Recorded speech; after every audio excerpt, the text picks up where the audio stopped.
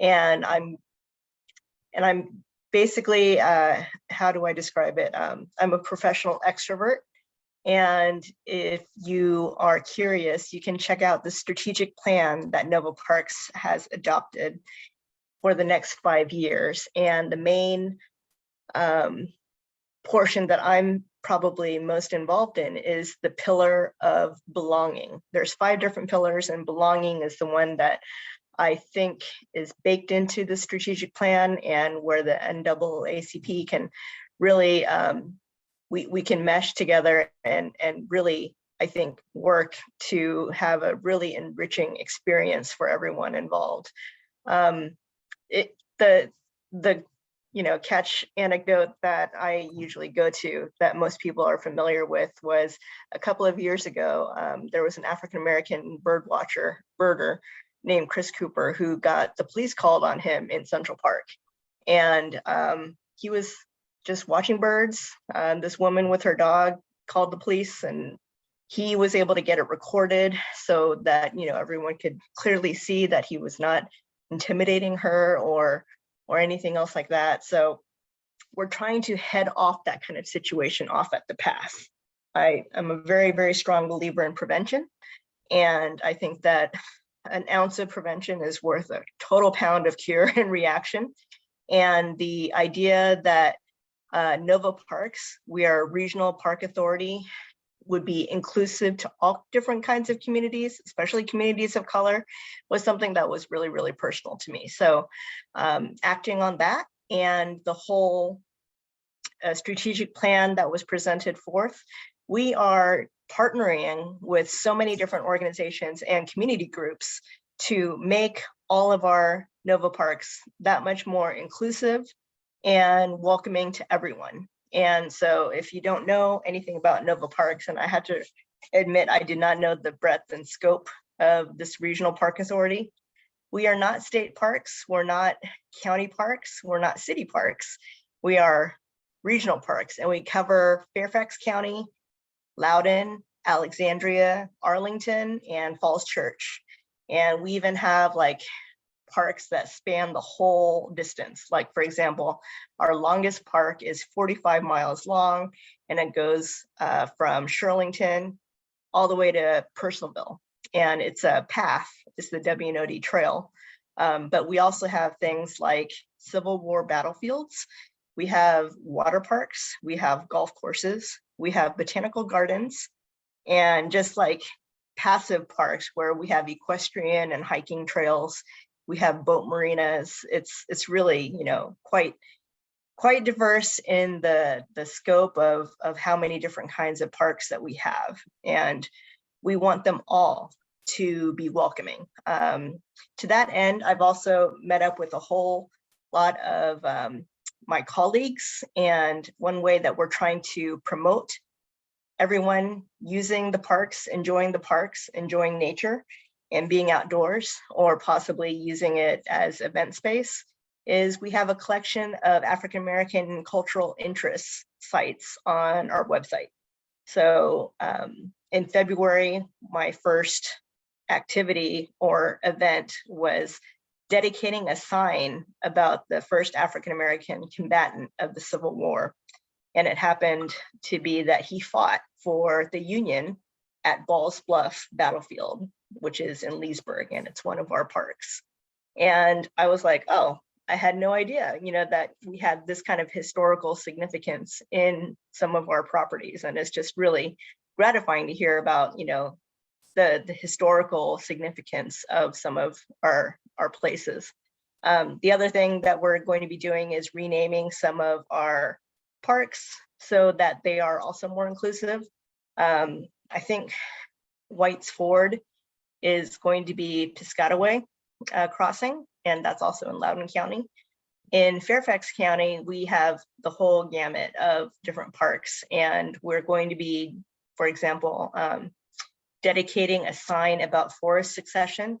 We actually had some of our forests at Hemlock Overlook designated to be old growth forests. And I'm originally from Oregon, so the idea that we have old growth forest here in Northern Virginia is just really, really surprising pleasantly so to be part of my work. That's coming up for Earth Day. Another thing that's coming up is hashtag Black Birders Week. And we've been partnering not just with the Audubon Society and their problematic name and name changes, if they're going to be changing those names in the different chapters, but also with the Boys and Girls Clubs. And they have a program called Stretch Our Parks and Audubon at Home. And it's also all about being inclusive to new birders and birders of color. So brown and Black birders can safely and be welcomed to this whole new community of bird watching. And to that end, I also myself went on my first owl prowl, which is something that they do at Potomac Overlook Park. It was a little scary because I was in pitch black darkness walking up to the nature center in Potomac Overlook. But for my troubles, I got to meet 3 different owls, 2 barred owls and a little resident gray screech owl, eastern gray screech owl named Smoke. And it was just really fantastic, up close and personal. And it was really, really cute. It was only about this big. And then our naturalist, who is just super talented, and he's the one who does all of our bird watching excursions for the Boys and Girls Clubs, was really, really impressive. He can actually imitate the call of a barred owl. So, you know, it's kind of, everyone has their different talents, and it was great to be amongst this community of novice bird watchers, and I definitely got the bug. It was super duper cool. But most of our bird watching happens during the day. It's just that this was a special once a month kind of owl prowl situation. And it was nice to see all the diversity of the other participants. So that was also really gratifying as well. But those are just some of the things that we are working on. I've reached out to Outdoor Afro. I've reached out to African Americans in STEM, the ones who are organizing a lot of the Black Birder Week events and activities. And we're looking forward to bringing more people of color into Mother Nature. So I'm happy to answer any questions that you might have about upcoming activities, or, you know, if you enjoy nature, if you're making room in your life, you know, after this pandemic. I know that being outdoors is kind of vital for your sanity, and anything I can do to help with that kind of activity, you know, getting your friends out, getting yourself out, having a little fresh air. It's so nice that it's getting warmer, but I'm here to answer any questions that you might have.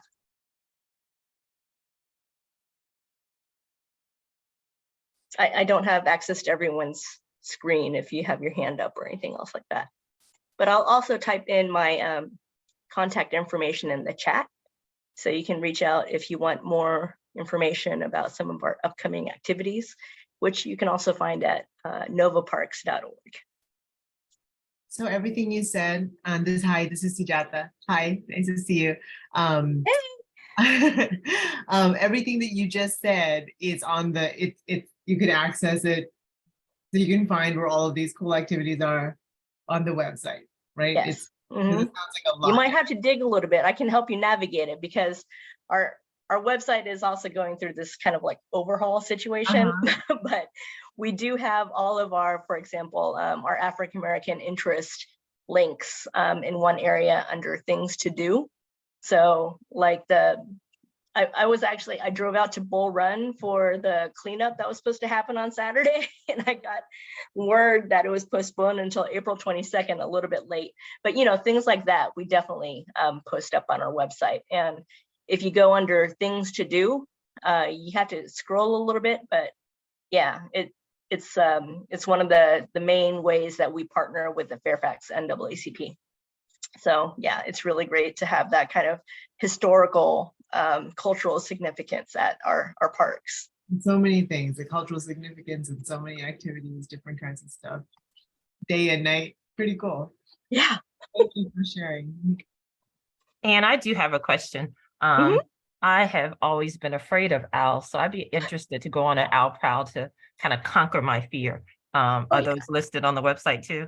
Yes, it is. It's like I found out more than I ever thought I would about owls from our naturalist, who's so good.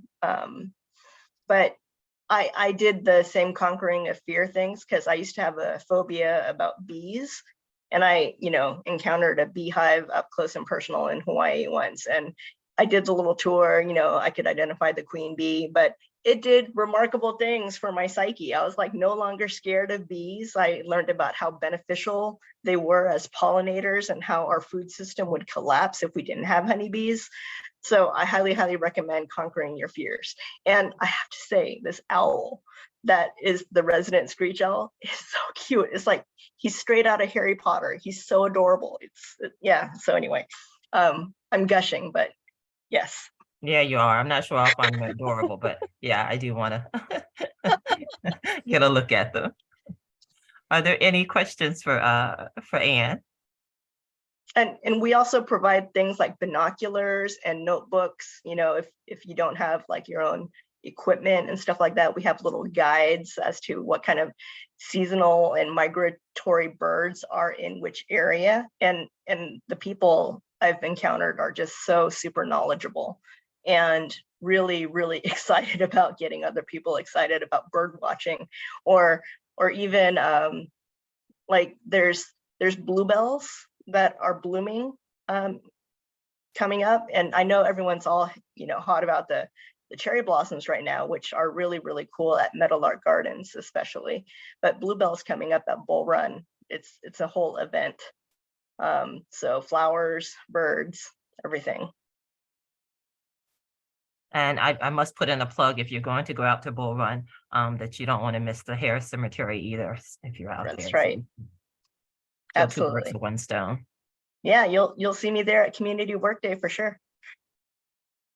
All right. Thank you, Anne. No, thank you very much. Okay, up next we have another one of our partners from Shelter House Incorporated. I thought I saw her log on. Let me make sure. Jessamine, are you there? If I can find my unmute button, yes, I am. Okay, there you go. Excellent. And Brianna and Nurjan are here too. Good. Hi, Brianna. I see her. Here, I'm gonna. She's here. And who is the other one? You said you had another one. Nurjan Almadova. You got it, Jessica. Put an L in there. There's actually just a H. Good evening, everyone. Okay, I see her. Excellent. Well, thank you, ladies, for joining us. Do you have a presentation? Do I need to make sure you have access to sharing, or? I have some slides if that's helpful. It's just some data graphs. If the visuals be good sometimes. So yeah, you can share them. I believe yes, you can share them. Brianna, I didn't know if you wanted to start with a couple words. I know allergies are not your friend right now, so I just didn't know if you wanted to say hello and. Yes. Thank you, Jessamine. Thank you. I apologize from the beginning. I am not feeling well. I heard we spoke on the cherry blossom, so it's that season where allergies are literally killing me right now. But we are so happy to be here, and I thank Michelle and the NAACP Fairfax County branch for allowing us this time as well. We just wanted to take a moment to actually just give a little bit of data in regards to Shelter House. We are a not-for-profit where our mission is to end and prevent homelessness and domestic violence, where we serve in the Fairfax County as well as Loudoun counties.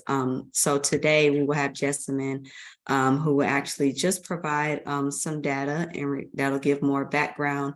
And then we'll finish with Nurjan, she's on here as well, to actually just different ways of that you can support Shelter House and fulfilling our mission. And Jessamine? Okay, forgive me, because we work in teams and I'm very adept at that, and I'm good at Zoom, but just the transfer sometimes gets a little crazy. So I do have a PowerPoint. I promise, well, I don't think it's boring, so we'll see what happens. And let me get into that little. No, I don't want to share it. Okay, I'm going to start with this. I know I can present it in Teams, but I don't want to do that.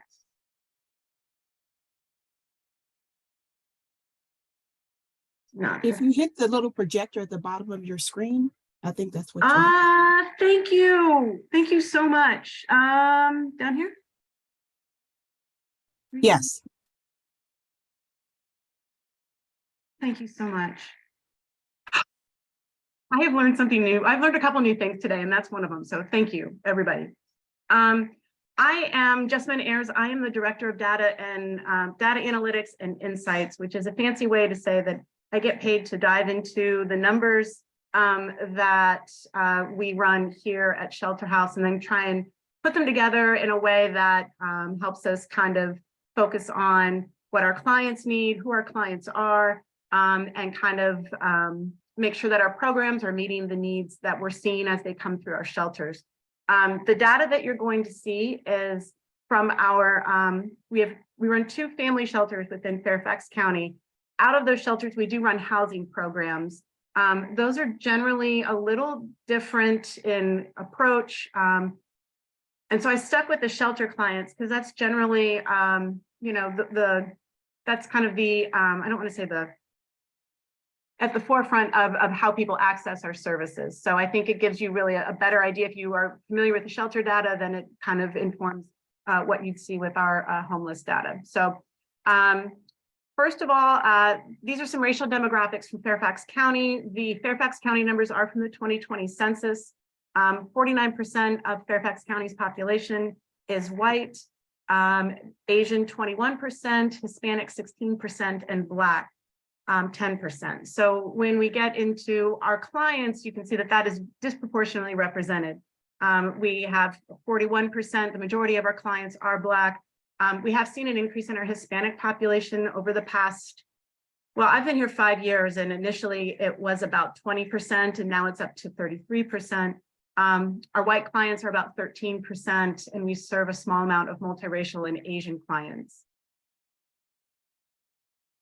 Our gender composition for all our clients, you'll notice it's fairly, I don't want to say totally even, slightly more female than male, but if we're looking at everybody, it's 55% female, 45% male.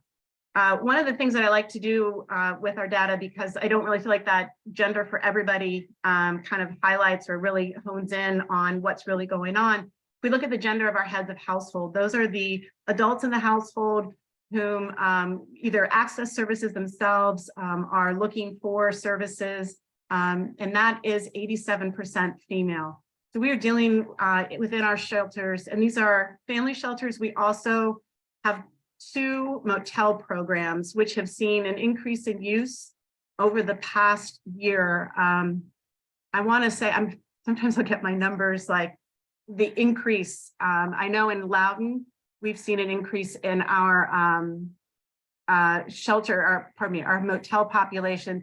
We're using about, when I first came to Shelter House, we would have maybe 2 or 3 families in hotel.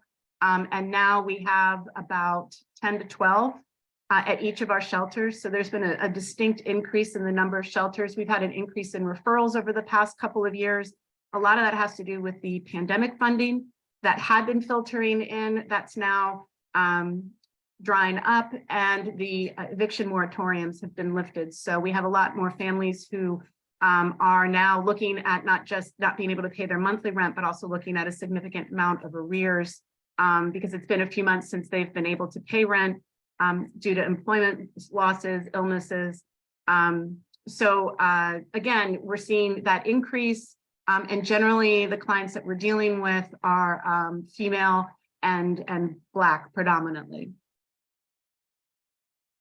Our adults and children makeup, we serve more children actually than adults. We're 59% children.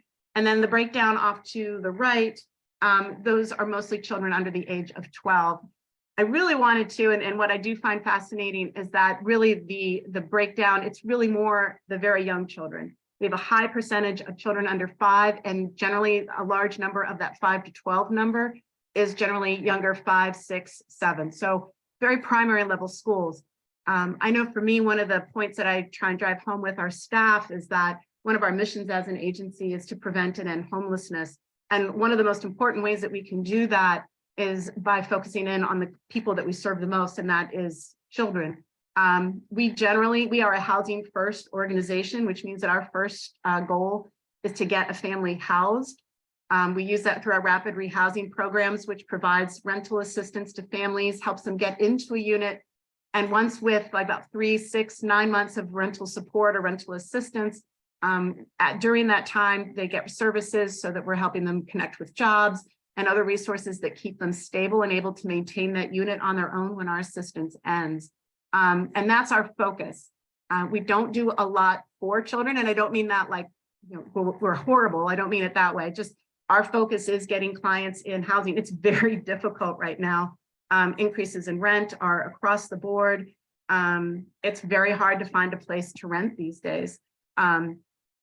And yet there's also a part of me that always hopes that we're, putting forth some programs or some services that specifically will help kids not make this a cycle for themselves. Our exits to permanent housing. So in housing, we look at permanent and temporary exits, and a permanent exit is somewhere that a client is, it's a stable exit. It's a rental that they've gotten on their own, perhaps a voucher. Maybe they own a unit that they had to leave because of domestic violence. So those are examples of permanent exits. Temporary exits are more if a client, say, leaves shelter and goes and stays in a motel, being paid for by themselves. They might transfer to a different shelter. They might stay with family and friends for a short period of time on their way to a permanent destination into renting their own unit. So when we look at that, we're always looking to make sure that our exits to permanent housing rate is about 70%.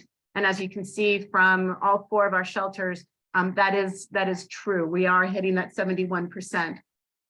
When we look at our permanent destinations, you can see the breakdown there. I am going to say that for the voucher piece, in the past couple of years with COVID funding, we had vouchers called, they're EHV vouchers, emergency housing vouchers. And those were specific to COVID. We have a lot of clients who qualified for those vouchers, and we've been able to house them through that voucher system. However, that ends, I believe, this fall. I want to say it's like this October. So a significant amount of vouchers will be no longer available to clients. So we will see that number tumble. The majority of our clients do leave shelter with a rapid rehousing subsidy, which is basically money that we get either from HUD, from fundraising, to provide clients rent. They pay, generally, we try for 30%, and they get this assistance for either 3, 6, or 9 months. There's a recertification process after 3 months. Again, trying to keep them supported until they can maintain the unit on their own. The other, pardon me, my throat is dry. I don't have allergies, but now all of a sudden I'm like, PSH stands for Permanent Supportive Housing. That is a long-term housing program. Generally, we have 2. One is a HUD-funded program where the head of household has to have a documented disability, which is a process going through doctors and documentation to prove that the disability does interfere with activities of daily living.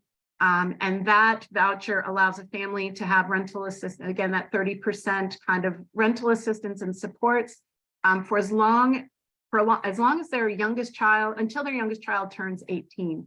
So that can be a significant amount of time. It really does provide families a lot of long-term stability. And then we have a second permanent supportive housing program that instead of that disability being only on the head of household, it's if a child has a disability as well, a documented disability. We've had clients who have children perhaps with severe mental illness that makes daycare untenable for them or unrealistic, and they're able to maintain stable housing because of this particular type of housing program. Permanent supportive housing is really long-term, provides the longest support, and that is something that we would love to see increase within the county.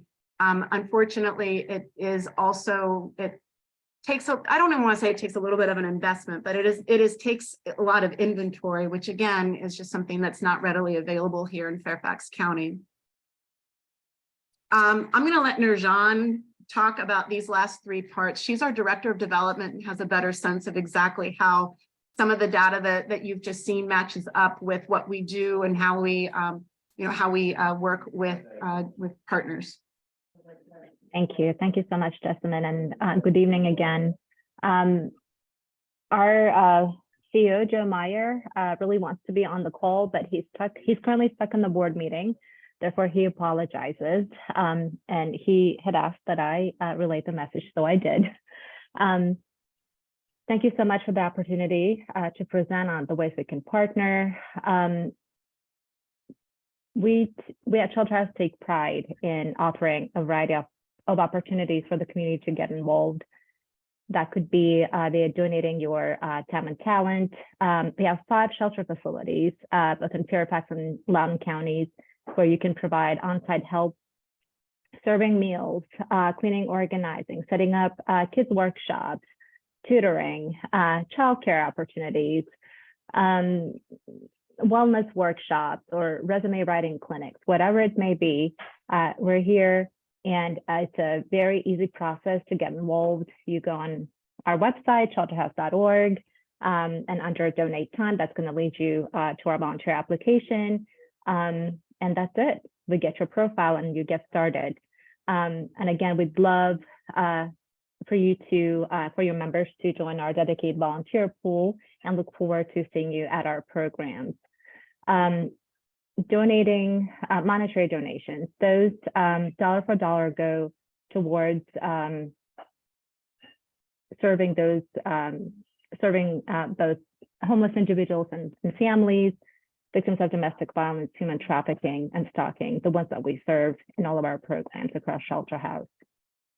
Yes, Shelter House is heavily county funded, but most of our funding streams are very restrictive.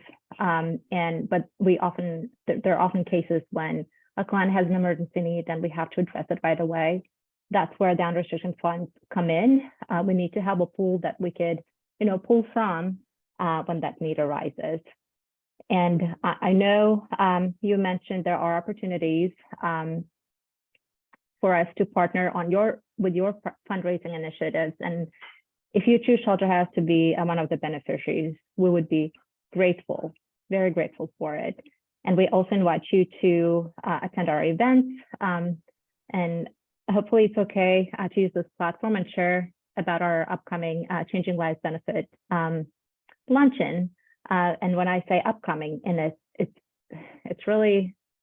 just a few short weeks away, on April 25th at the Westwood Country Club in Vienna. It's a free event, free to attend. We just ask that you register on our website, again, shelterhouse.org. I can send you more information after the call, but it's a one-stop shop. It's pretty easy. Everything's on the landing page. It's assigned seating, so that if you do plan to attend, we do ask you that you register. A great event to learn about Shelter House, more about our programs. There are going to be 2 great client speakers from three our different programs, and a really great keynote speaker with lived experience who also serves on our board. We would be happy to see you at our event and at our future events as well. Please reach out with any questions. Again, we'd love to have you be a part of Shelter House in any capacity.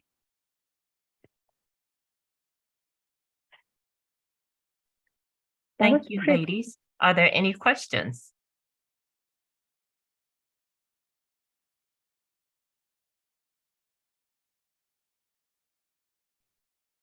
Actually, I did have one. You mentioned that you were county funded.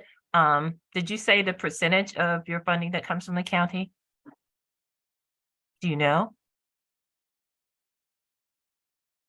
Depending, and that changes year after year. Would have to take a look at our org chart, but we do a lot of fundraising, and fundraising is only up to 18% of the total funds received by the organization.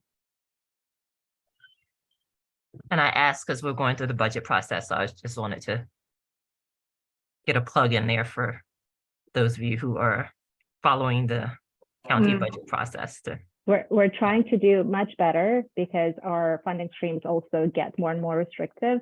Therefore, we're promoting our fundraising events, and it's been really difficult to do that, through COVID, because we couldn't really congregate for any of our fundraisers, and a lot of it had to be virtual.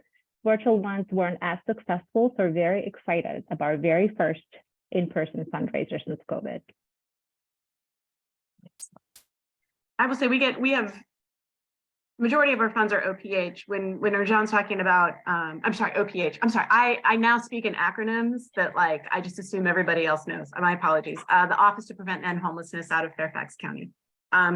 We do have one of our permanent supportive housing programs is HUD funded. And each one of those funding streams has their own parameters and has their own, as Nurjan said, restrictions.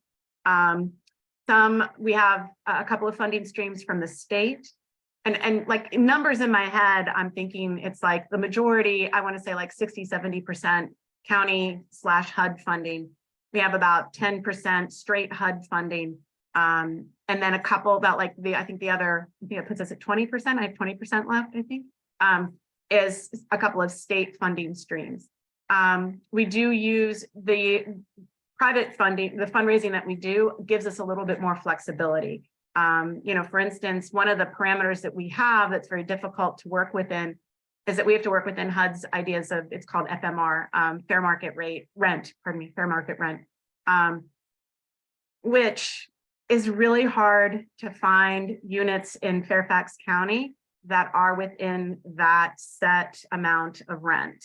And there are restrictions then on whether we can go over, with what funding we can go over. If a unit is not within FMR, we can't put clients in that. We can't support them with that particular funding stream. So there ends up being a lot of, we really have to be very careful about the funds that we're using, how we're using them. And that flex, so I will say we have a diversion program within Fairfax County. It's a pilot program with Kaiser Permanente. And diversion is the idea that we meet people before they even walk in through the shelter door. And it's a fabulous program. They are wonderful to speak to. It's been a really just a joy in learning that. It's the first of its time that we've worked with. And one of the hallmarks of diversion as an approach to ending homelessness is its flexible funding. So if we have clients who come in and say, look, I'm stuck in Fairfax County, but I have family in Texas, can I have a bus ticket? And there are those parameters that we have with our state and our county and our federal funds just don't exist in diversion. And that helps tremendously. In diversion's outcomes are very different. They're not necessarily looking to house clients. They're looking more to keep them out of shelter. That's a very different focus. But that flexible funding is super, super helpful. It helps us be more flexible in our responses. Some clients, need rental arrears help, but we can only help with rental arrears for a short period of time. Other clients, might need legal documentation work, but because it's not a housing cost, it becomes difficult for us to navigate, funding all of that. So that flexible funding is very nice. And we find that more with our private donations and, like I said, in different programs too. I don't know. Am I the only one who thinks it's interesting that the diversion program might mean that you actually need to leave Fairfax County? I will say, so now I have that one example. That's totally, totally fair. And a lot of it too, what actually a lot of the diversion work, and this is to me is absolutely fascinating because I've done the data for that program too. With diversion, a lot of it is just mediation with landlords and families and providing perhaps like a gas card or grocery bills so that family members can keep, their brother, their son, their cousin in their house for a little while longer until the client, is on their own feet a little bit. So that was just like one example. It's definitely, again, it's just being able to be flexible about where we do. The hard part sometimes with Fairfax County, and you guys probably all know this. I'm sorry, I can go on for a long period of time, so I will stop after this. But Fairfax County has very good services, and you know that, I mean, we know that we serve families with a lot of children, and parents don't want to leave Fairfax County, but it's really expensive to be in Fairfax County. And so it's how do you encourage people to, have you looked at Woodbridge? Have you looked in Fredericksburg? And even those areas are becoming harder and harder to work with clients, and and their support systems are here. And to them, it's totally understandable. And just again, it's very difficult sometimes to navigate all that, because in order to stay here, it's very expensive to rent. I knew the answer to that. I just wanted to make you sweat. Thanks, Jessamine. Are there any other questions? It's all good. Are there any other questions? I have an answer. Mary, go ahead, Mary. Not a question, it's an answer. I know that the county is working. I'm Mary Payton. I'm the head of the housing committee at NAACP. And we're going to be doing some budget advocacy, especially on this issue for homelessness, and also getting some rent subsidies. I know people have been falling off a cliff around here with the end of the federal money for COVID, and we're trying to get a little bit more money from the county. And I think we will get a little bit more, but we got to keep the pressure on all year to keep getting more coming for paying off rent, catching people in eviction court, getting them legal counsel, and giving them money to keep them in the house so they don't become homeless. On the issue of the HUD vouchers, county is pursuing an avenue to raise, I know all the other counties around here have different tiers of rent that they'll pay in higher rent areas. And Fairfax, for some reason, is pursuing its own path to doing that, but they are trying to come up with 3 different tiers so they can pay for rents in more high-priced areas of the county. We also did a big project on homelessness during the summertime with the heat getting bad and the storms, and we did a survey. We pushed the county to come up with a program to help people who are unsheltered in the summertime. And they formed a committee, and we helped with that committee, and we took a survey, and we made recommendations, and they came out with kind of a small plan. And so we protested that and said, you need a bigger plan. And I think we've got the supervisors interested in a bigger plan to relieve the heat, to get people water and get them into cooling centers, and get transportation to cooling centers, and doing that kind of thing. Of course, the big solution to it is permanent supportive housing for many of the people who are homeless.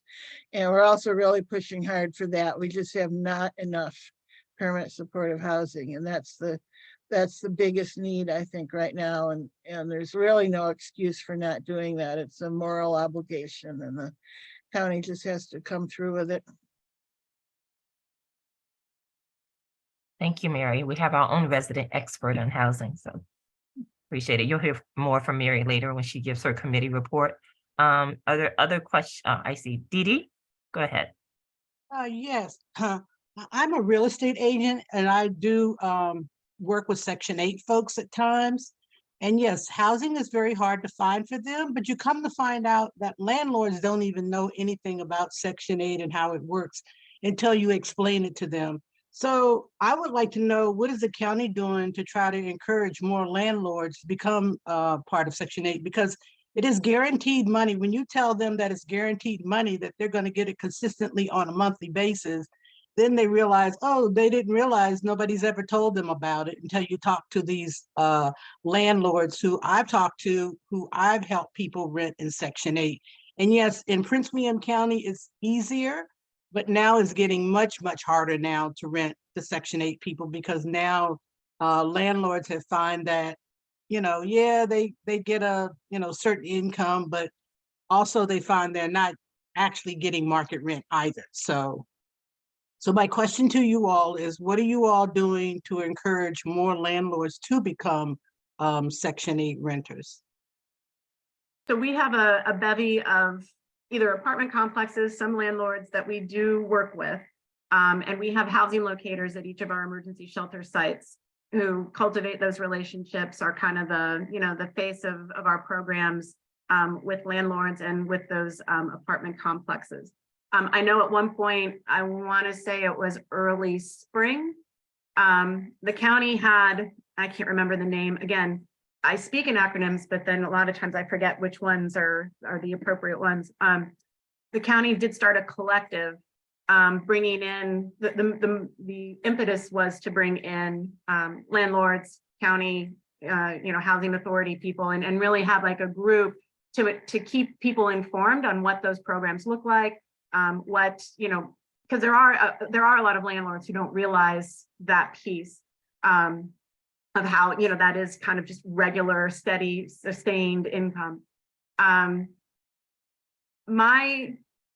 So one of the great things about my job is that I'm a director, but I end up going to a lot of staff meetings just so I can listen, because I find that I can see things with the data a lot better when I'm sitting in on staff meetings and hearing the stories of what case managers are working with, the clients that we see coming through. My sense is, and I want to be kind of careful here because I've not heard a lot of words about that collective, but it has been a little frustrating for our case managers to work with. I don't see that the meetings have been consistent between providers and landlords and county authorities. And generally, I think because of those kind of early experiences with it, like if it started in, I want to say, like, again, it started in spring, summer. I think by now, at this point, almost a year later, case managers and our housing locators know their allies, know whom to go to. And while they're always cultivating new relationships, I don't think that their first response is to go to that collective. I think it's, we've been around, Nurjan, what, since 1986? I mean, so 1991. Yes. 91. 81. So the question is, are you all working with realtors as well as realtors as partners to become partners in this partnership? Because I know, I've been a realtor that has provided housing for Section 8 people, because I've encouraged some of my clients to do that. But have you worked with other realtors to do the same thing? No, not realtors per se. I think sometimes if clients, anecdotally, I believe that if clients find a realtor on their own, then yes, we've worked in that capacity. We've had realtors there, but we ourselves are housing locators. No, we have not worked directly with realtors, and that, is that an avenue that we should examine? Totally possible. That is just something, again, it's I don't want to say it's the way that we're used to working to a certain extent, because I'm definitely a person who's more than happy to change things up. But generally the workflow is working with our housing locators and having clients do housing searches on their own. Okay, because I can tell you this, Prince William County, I work with them a lot, and they have worked with realtors. Yeah. And I think Fairfax County should consider that as well, because that's an avenue that you should probably pursue and maybe help you in the process. Yeah. Yeah, thank you. No, I definitely, I'm going to follow up and talk with our housing locators and see, kind of dig into that a little bit. So thank you. And you have two more questions. Radina, I hope I'm pronouncing your name right. Yeah, it's Radina. And so I more so have a comment, a possible resource for your development team. Mackenzie Scott, the philanthropist, she recently made an announcement. There was an announcement that her organization in a partnership with Lover for Change is going to be doing grants, $1 million grants to organizations that are doing positive change in the community, for organizations who have an operating budget larger than $1 million, but less than $5 million for the past couple of years. And so I literally just Googled Mackenzie Scott open call. So that could be a possible way to do a grant application to get some more funding. Thank you. Thank you so much, Radina. We'll definitely look into that. And we do qualify because we fall within that range as well. Awesome. And let's see. Oh, Diana. Hey, this might be slightly off topic, but when I drive around the county, like Fair Lakes or whatever, you see people standing out there, collecting money, like, and I don't know if they're home, I don't know if whatever. I guess my question, because I've looked at this, I've even gone to donate at your shelters and talked to folks there, but no one at the level you ladies are. What is the chance that any of those folks who need help like that, who are panhandling for money, that in reality that everyone can get help from your from Shelter House? Because occasionally I've been told, well, no, almost like they're falling through the cracks. I don't know that that's true, because it's possible some of these people really aren't homeless at all and they're just making the money the way, but some of them are legit. So I have a list of the shelters in the area I got from you guys. Is it reliable to hand that out and figure if someone really needs help, that they will not be turned away by Shelter House? I mean, is that legitimate? I mean, because I don't know what to do in those cases. I used to give money and now I'm not. Now I want to give that information out, because if they need it, then that should be very helpful. What do you think? So for us as a provider, we generally are family homelessness. So we did singles homelessness during Cupid. We ran one of the quarantine sites, and that was a lot of singles homelessness. Our diversion program is for singles as well. And then our Loudon shelter is family and singles. But for our Fairfax shelters, that's specifically family shelters. So we don't accept singles. Now in our DV programs, we have 2 DV shelters, and those are singles and families. It's the DV that's the most important piece for us for admittance into those 2 particular programs. Right. If that makes sense. Okay, so some folks might need it. I'm sorry. I'm sorry. Some of those folks that are out there collecting money may very well not be able to go to the shelters. Is correct. That what you're saying? It was interesting. So we had been doing family homelessness since we opened, and then when the pandemic hit, we started doing singles homelessness. And there's a real learning curve for us, because that's a very different type of homelessness. It's older. It's generally a little bit more white than the ethnic or the racial categories are a little bit more even. And there's a lot more mental health and a lot more chronic health issues. And what we also notice is that there are also a lot of people who are very used to living on the streets, and it's almost more comfortable for them to be there. And I'm not saying that like, oh, just leave them, they're going to be absolutely fine. It was a nice one of the I'm never going to want to be very careful about not going, hey, the silver lining about the pandemic was X. One of them, as a result of those quarantine sites, because we were running them for about 2 years, we did have a significant amount of singles who did get an opportunity to be housed and really stay in one place. And at the quarantine sites, they had meals delivered to them. So there was some consistency there, some stability. The community the sense of community among our staff and the clients at those quarantine sites was just beautiful. I was there the day that we were shutting the site down and checking people out. And it was just like old neighbors, hugging one another and saying, hey, let me know where you are.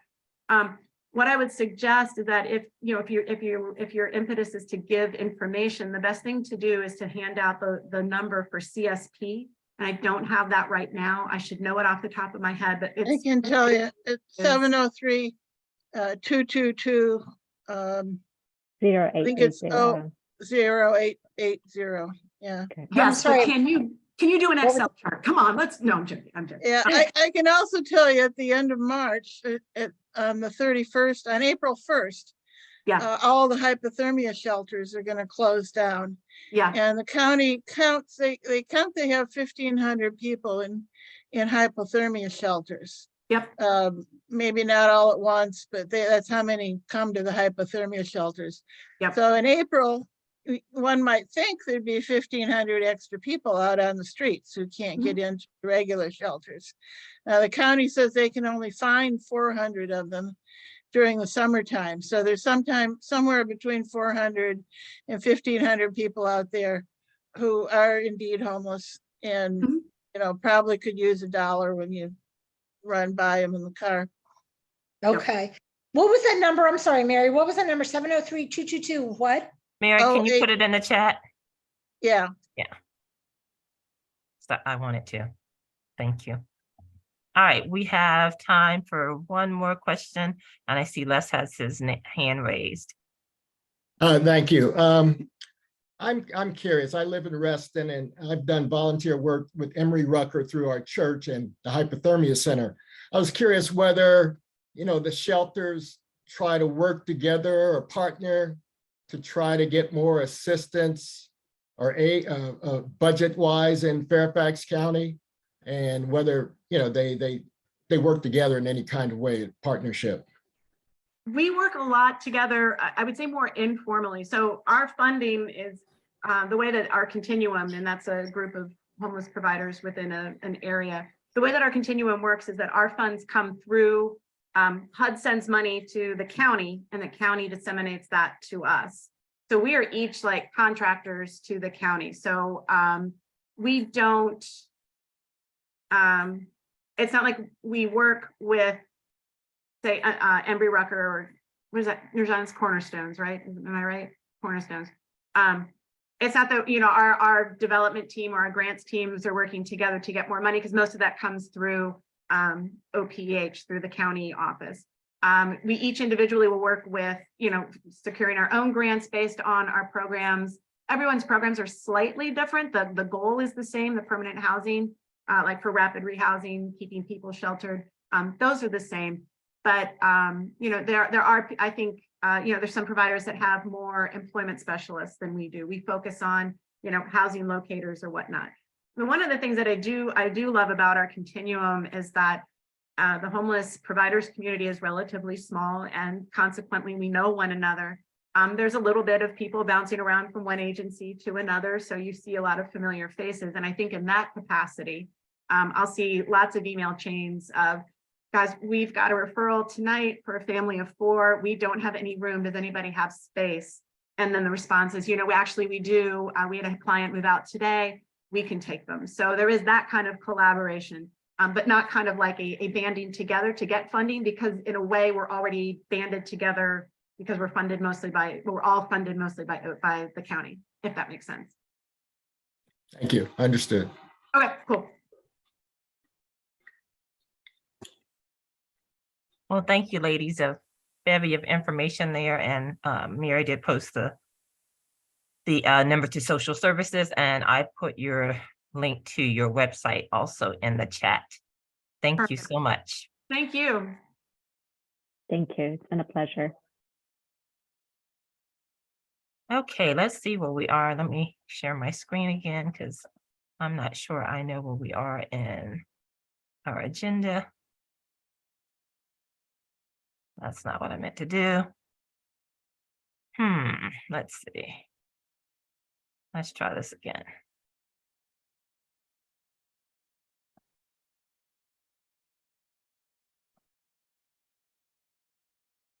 There we go.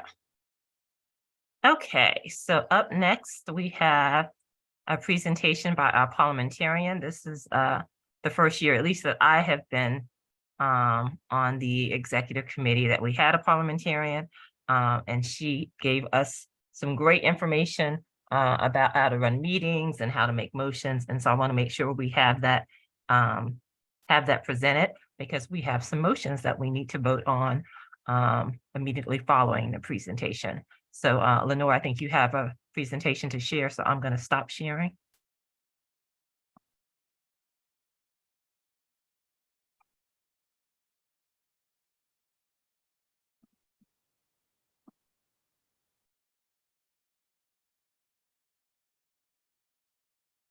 Thanks.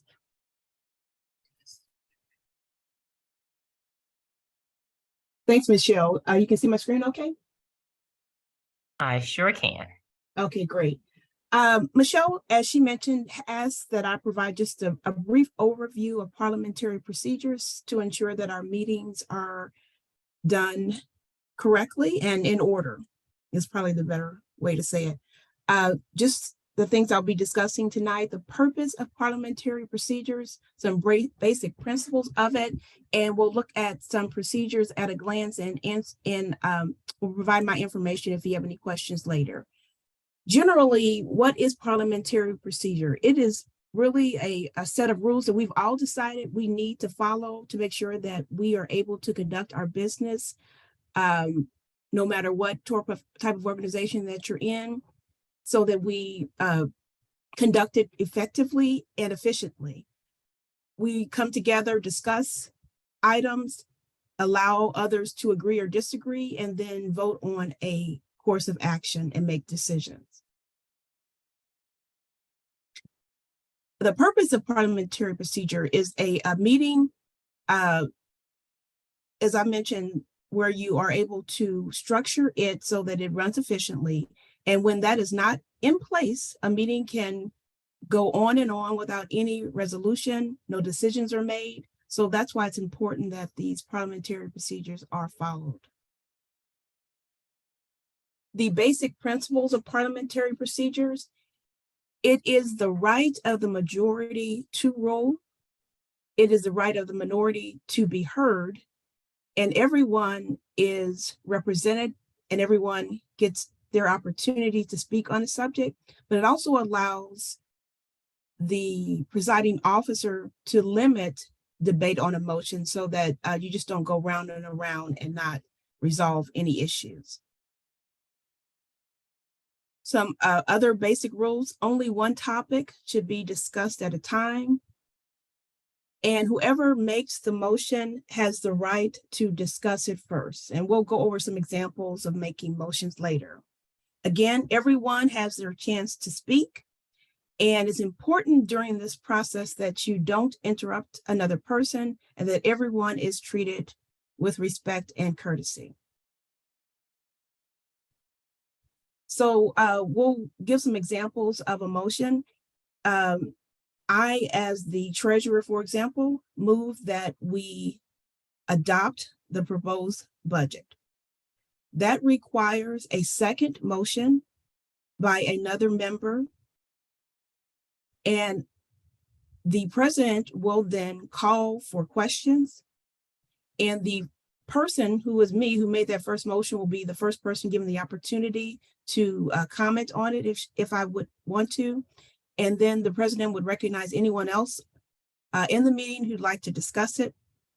And if there are any motions, in additional comments, whether for or against the motion, that can be done at that time. And then the presiding officer would call for the vote. And that's when discussion ends and the members vote on the motion. This parliamentary procedures at a glance has been provided to us by Michelle. It provides a lot of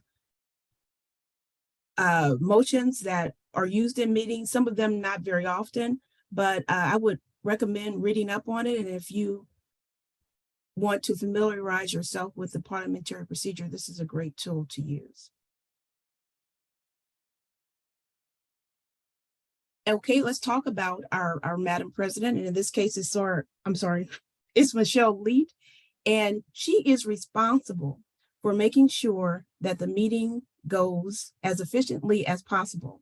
So it is our job as members to make sure that we respect her position and that we follow her rules for decorum. The presiding officer is referred to as Madam President or Madam Chairperson in this case. She only votes if there is a tie or there's roll call vote by ballot. The presiding officer, you must wait for the presiding officer to recognize you. And in our Zoom environment, of course, that means raising your hand before you start speaking on a subject, before you make the motion, before you second the motion, and also if you want to discuss the motion. The presiding officer will close discussion of a motion and ask for the vote. And after the vote is cast, she will provide the results of that vote.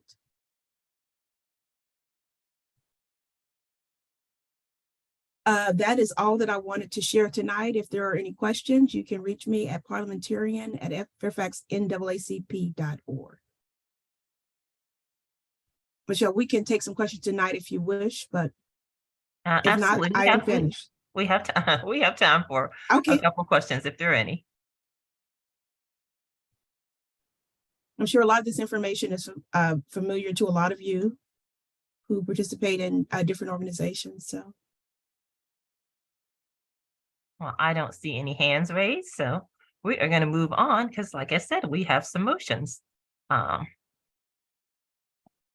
discuss. Okay, bring my presentation back. Hopefully I won't have as much trouble. So up next, I believe we have our Secretary O'Brien.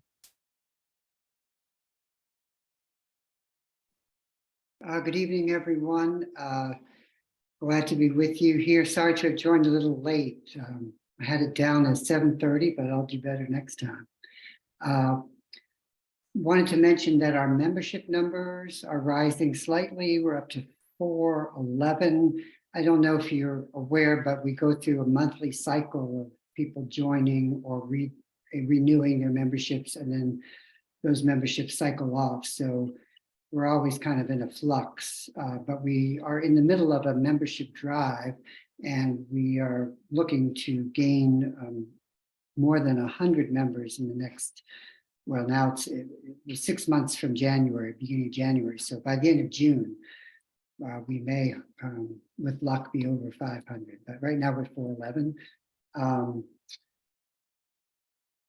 In terms of other materials, I guess I do have a motion to make. Would I do that now, President Leet? Is that for the minutes? Let me give an update on the minutes. So you'll recall last time we hadn't gotten the minutes to the appropriate, we hadn't figured out a system for the minutes last time. So our plan is from now on to have them run in our monthly News for You. And so in the upcoming News for You, you'll see 3 sets of minutes for January, February, and this meeting, March. And then we'll vote on them at the April meeting. And then from then on, you can expect that there'll be monthly minutes at each News for You where it announces the upcoming meeting. So we have links to them now. So you sure you want to wait till April or? Well, I'm not sure when those links went up, and I'd like. Yeah, I mean, I put them up early in the meeting. I mean, we can wait till April. It's up to you. I mean, if there's no objection, I think it'd be great to just put them all at the same time and give people a chance to read. Okay. Perfect. So the links to both February and January's meeting minutes are in the chat. Oh, thank you. And then again, I think Communications Chair Michelle Pulliam will also put them in the News for You upcoming. So there'll be multiple opportunities to see them before we vote on them in April. Wanted to give you an update on the additional motions that have been passed since our last meeting. I think it was actually just today we finalized a motion in the Executive Committee to add a couple of criminal justice co-chairs. That's our current chair, Luke Levasseur, had put forward 2 names, Edwin Salguero and Pratik Karat, and both of them are very interested and anxious to participate in a leadership role on the Criminal Justice Committee, and it looks as though that motion has passed. As well, we had voted to put in a few sponsorships with local organizations, including the National Council of Negro Women for an upcoming event they're having for $250, for the Delta Sigma Theta for $300, the Fairfax County chapter. So those also passed today. And you want to go to the next slide? There we go. And also a wonderful thing, just having talked about housing, the National Low Income Housing Coalition is having an upcoming meeting. And thanks to our housing chair, Mary Padden, it came to our attention that we could sponsor tenants who are advocating for housing reform to attend this meeting and learn more about what how they can do that. So we put forward a $600 stipend for those who wish to attend either in person, which would be $100 per person, or online, which would only be $10 per person. So we could get a good number of people attending that. We thought that would be a valuable way of moving our housing agenda forward. And I think finally, do we have one other motion, Chair Leet? Yes, I think you're going to need to move that up, because we haven't voted on that. So the general membership will need to vote on that. Yes, actually. we do have a general membership motion that I'd like to make, and that is, perhaps you are all aware, because we just got a bulletin today, that we will be holding a rally on Saturday in honor and to raise awareness of the officer involved shooting and murder of Timothy Johnson last month. We're holding a rally with his family at the same place we had the vigil at the Fairfax County Government Center from 10 until noon. And we do need a vote on that by the membership in order to really be sponsors of that rally. And we hope that you will vote for that. But so, Chair Leet, I do move that we hold that rally, be sponsors of that rally on Saturday. Okay, do I have a second? Second.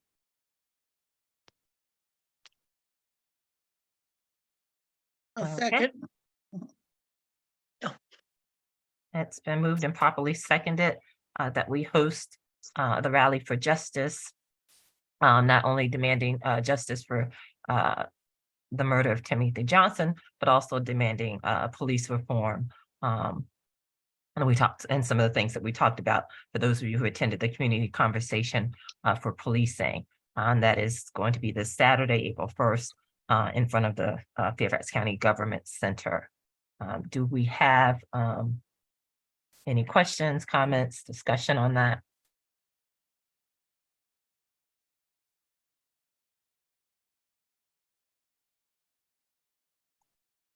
Hearing none, I am going to, I think I have a poll for it, so let's see. Secretary O'Brien, can you launch that poll or? Meg Power has a question. Yeah. Oh, I'm sorry. Who? Meg, the question is, are we the only sponsor for this? We are the only sponsors.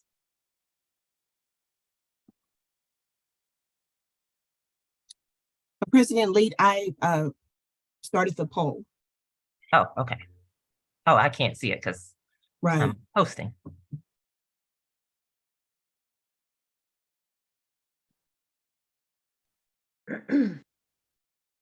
So we would just ask members to vote. Looks like members are voting. So far, we're at 100% in favor.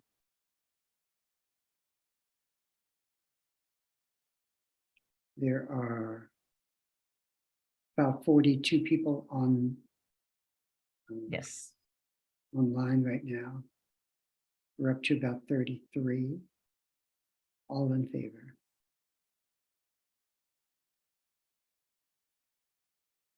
Any additional votes before we close the poll? We already have the majority.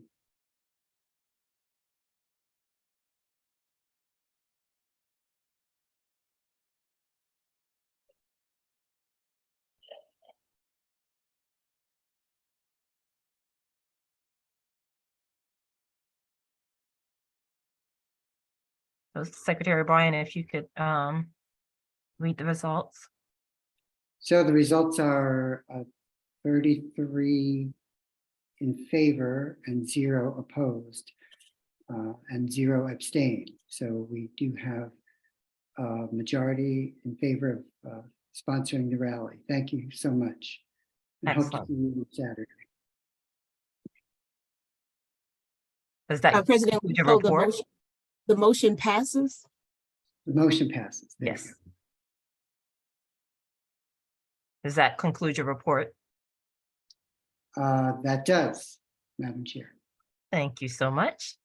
Not rushing you or anything, but moving on to the treasurer's report. I believe our treasurer, Erica Scott, is on.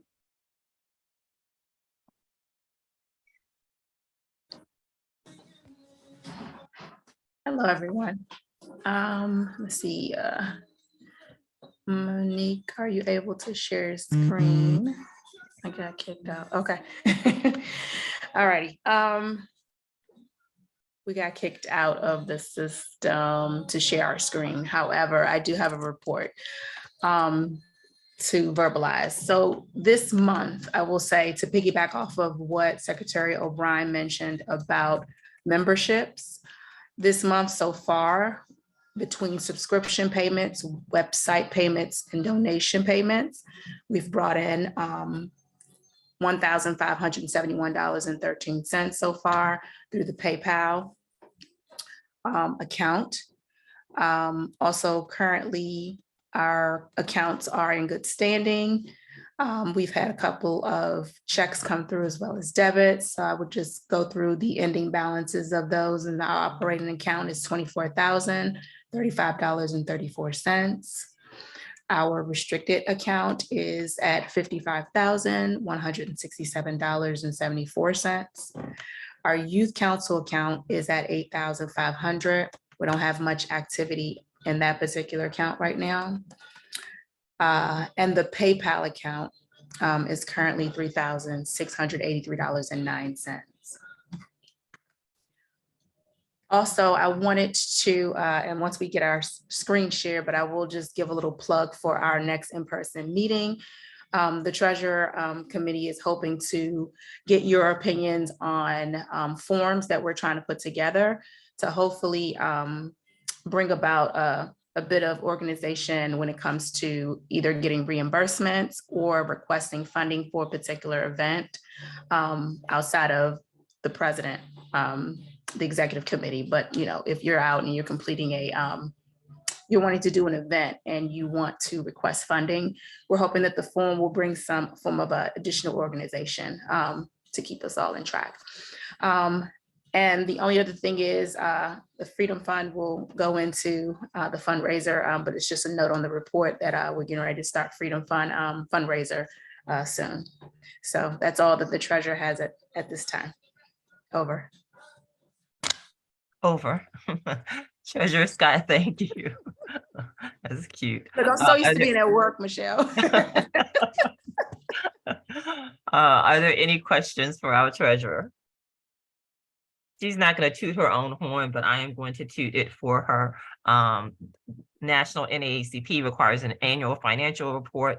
It is an exhaustive process, an exhaustive one, but you must do it in order to remain compliant as a branch. And her first time out, she got a thumbs up compliance. I believe we received that within a week of submitting the annual financial report. So kudos to our finance team, Erica Scott and Monique Norwood. We would not be here without them. Okay. So I believe up next, let's try to pull my screen up again, but we have some committee reports. I believe we're starting, actually, I don't know what we're starting. Oh, we're starting with our first vice president. I thought I saw her on earlier, Nikki. I'm here. There you go.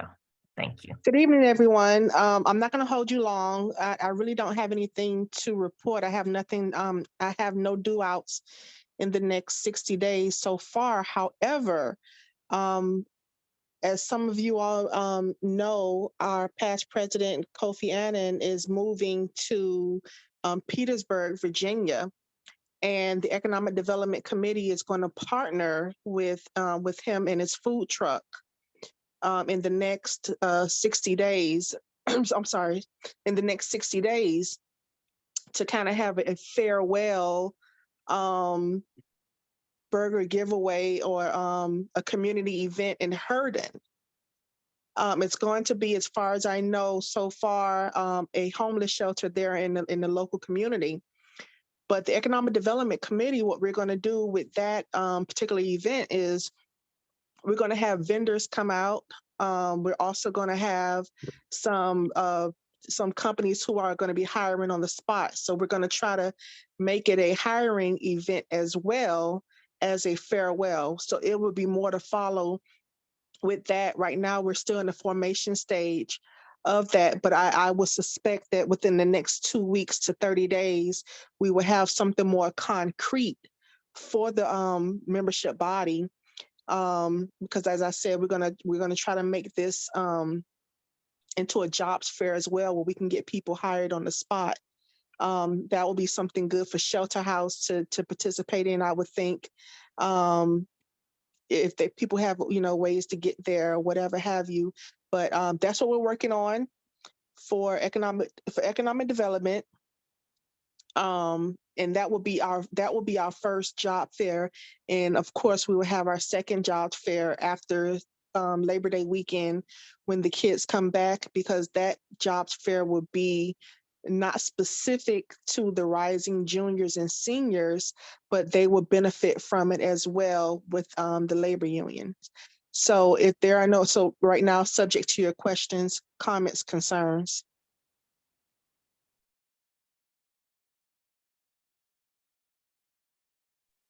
Thank you, President Lee. You are welcome, Vice President Zimmerman. All right, moving right along. We have our second Vice President, Sujatha Hampton. Hi, everybody. I'm so sorry. For whatever reason, I'm not feeling so great today. And my internet connection is not great. So I'm turning my camera off from time to time. If I do that, that's why. I apologize. Just want to give a very brief update. I think I've told you last time that CPS strategic planning is continuing. We will be over with that process, or rather, I shouldn't say over with the process. The public meetings will be finished in April. There's a meeting toward the end of April, and that's the last one for the steering committee. And then they are apparently going to put together their plan. As I've told you before, I have lots of concerns about this. I'm not actually sure that this is an effective strategic planning process, but we will see. I think we could already pretty much guess what they're going to come up with. I think it's already done, but that's just. Sujatha, could you explain what strategic planning process? Oh, I'm so sorry. I'm so sorry. So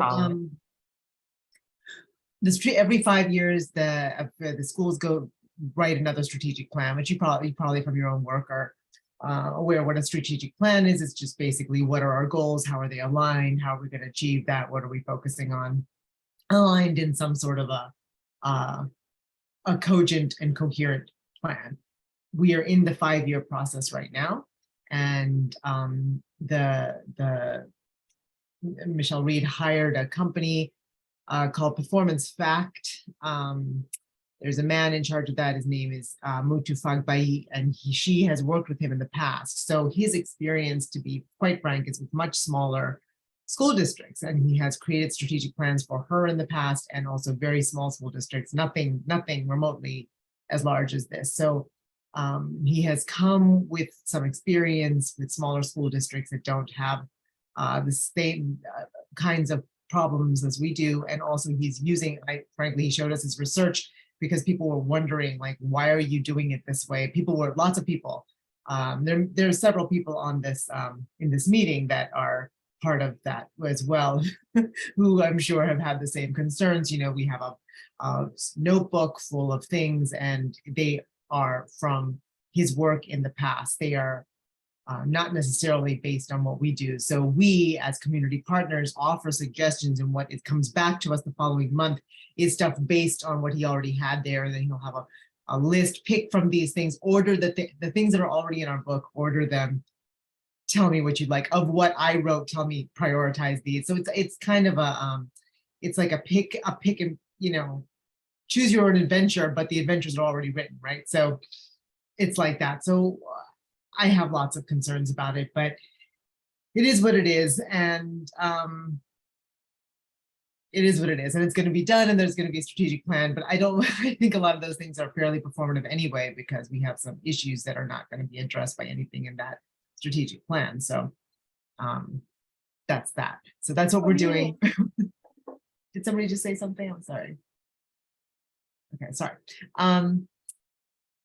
However, on the other side, the good news is that the the Equal Access to Literacy Plan, which is the switch from balanced literacy to structured literacy that you've been following along with us for the last several years, that is going gangbusters. It is moving along. We have, it's still in the lower grades, and now there are lots of questions regarding how to grow that up and out.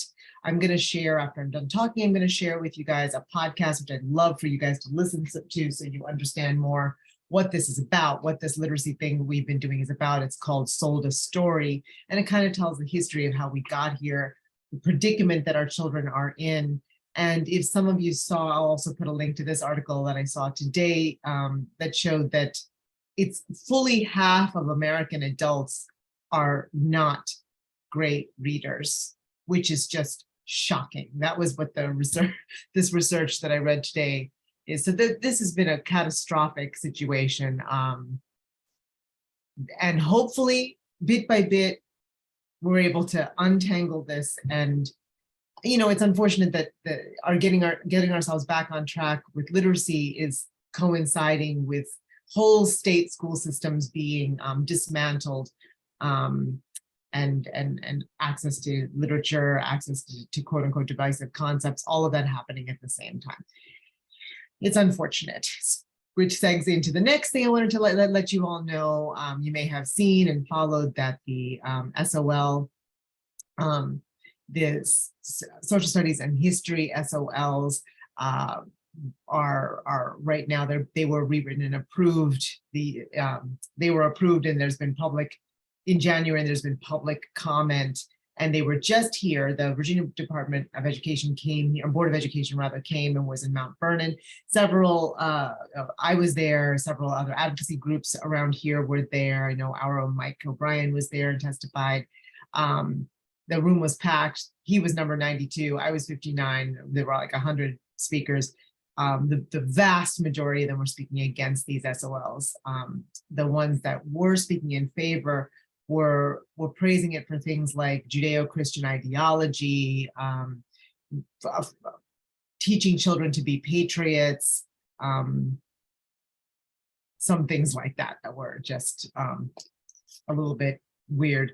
And versus the critiques, which were that it's asking children to memorize vast amounts of like small rinky-dink information, ticky-tack information, as opposed to larger concepts. And we've gotten away from that. We were doing a much better job of just sort of teaching children to read, teaching children to think, teaching children to analyze and synthesize. And this is trying to go back to, you know, the way that we used to have to learn all of these factoids that really didn't tell us anything, and we weren't able to apply the study of history to what was happening right now. So, and also a lot of teachers testified, which was really interesting. A lot of teachers saying there's no way we can do this. Adding 80 little SOL standards to a grade levels curriculum means that there is simply no time to oh, I'm sorry. Yeah, standards of learning. I apologize. Yeah, that's just, you know, it's what all states have them. It's with the standards that we use to see whether children are reaching particular benchmarks, have learned particular information. And, you know, what you're trying to do is make learners, like, you know, robust learners. It doesn't make any difference if if they memorize things. And that's supposed to be the state of your education. You know, that's way backwards. So it's just not, it's regressive. And so hopefully it's already March, almost April 2023. This gubernatorial term ends in 2024. He's just hired somebody from Tennessee to come be our Board of Education chair, because the last one left after this SOL thing. So I'm hoping we can just sort of keep beating it back by public testimony. So we'll see how that goes. Keep your eyes out for opportunities to submit testimony and speak, because I think that this is not over yet. And also the school board and our own superintendent, Dr. Reed, wrote a letter to the BOE recently telling them they can't do this. This is just, it's not in line with robust education and rigorous education that we try to provide in Fairfax County. So they were rejecting it themselves. So there's that. And I wanted to also share with you some stuff about SROs, because I'm getting some information about some various efforts that are going around that, you know, I'm going to talk to some people and find out what to do with the SROs, these school resource officers. They they had their report just come through, and let me see if I can find this. I'm going to share with you. Okay, so I have lots of concerns, and I don't really have something to tell you, but you know, in the annual review of their work, you know, they sent us a survey to just principals, and the principals, in assessing themselves, they're saying, you know, that principals reported that SROs were consistently respectful when interacting with staff, students, and families. And there's so much respect. And I can just tell you, I know Mike Waltz is on this call too, does legal redress, and these things come through us when the number of people that are just simply not happy with the SROs being, and they are certainly not consistently respectful. So, you know, there's some bias in terms of they're asking principals, and principals may be calling SROs, and then who's assessing whom. You know, I think depending upon who you survey, you're going to get maybe different results. And also, never forget, at least in FCPS, typically they'll get like 13% response rates to their surveys. So how accurate are those? One wonders. And then there was a letter that they sent also to the Board of Supervisors, Kevin Davis, our chief of police, and Michelle Reed, our superintendent, where they just talk about how great, you know, how great the SROs did not work and outside the authority of the MOU. I mean, you write the MOU to say that you're not going to be involving kids, you're not going to be charging kids, involving kids criminally, and you know, we're hearing that is happening, in fact, in ways that we don't understand. In ways that we don't understand, SROs are in fact bringing charges or not bringing charges, are doing stuff that they're involving kids with the criminal justice system. And so you can't really say that they're operating inside the MOU. So again, it depends on who you ask. And that's something I think I've shared with you guys in the past, not in the past, recently, post-COVID, when the kids went back to school, that we were taking a real abolitionist stance. We want the SROs out of schools, but there was principals. Yeah, I know Meredith just wrote in here, I've heard that they're looking to hire more SROs and expanding the program into elementary schools. And right now I think they're pulling back and like expanding to elementary schools and going to do something like security guards or something. Yeah, and I think that really the reason we were, the abolitionist standpoint, you know, perspective on our part, didn't have a lot of, we didn't have, after George Floyd was murdered and during the social justice summer, there was more support for that kind of an abolitionist stance on policing. And then when the kids went back to school, the kids did not go back to school well. Many of them had suffered tremendous problems, being, you know, economics, difficulties, and all kinds of things. We've seen the kids are not well in school now. There's a real uptick in discipline issues. And so administration clearly is leaning into having SROs in schools, and that's making them administrators feel safer. And, again, we are not going to be able to expel and suspend our children ourselves out of these problems. We're just not going to be able to do that. We're going to have to find a comprehensive a solution to these problems. We're just simply not going to be able to arrest or shoot or incarcerate or suspend or expel ourselves out of these problems. So that is something that now I think we need to take another look at how we're going to approach advocacy on this issue to keep our children safe. And that is all I wanted to report to you. If anybody has any questions, I'm here for it.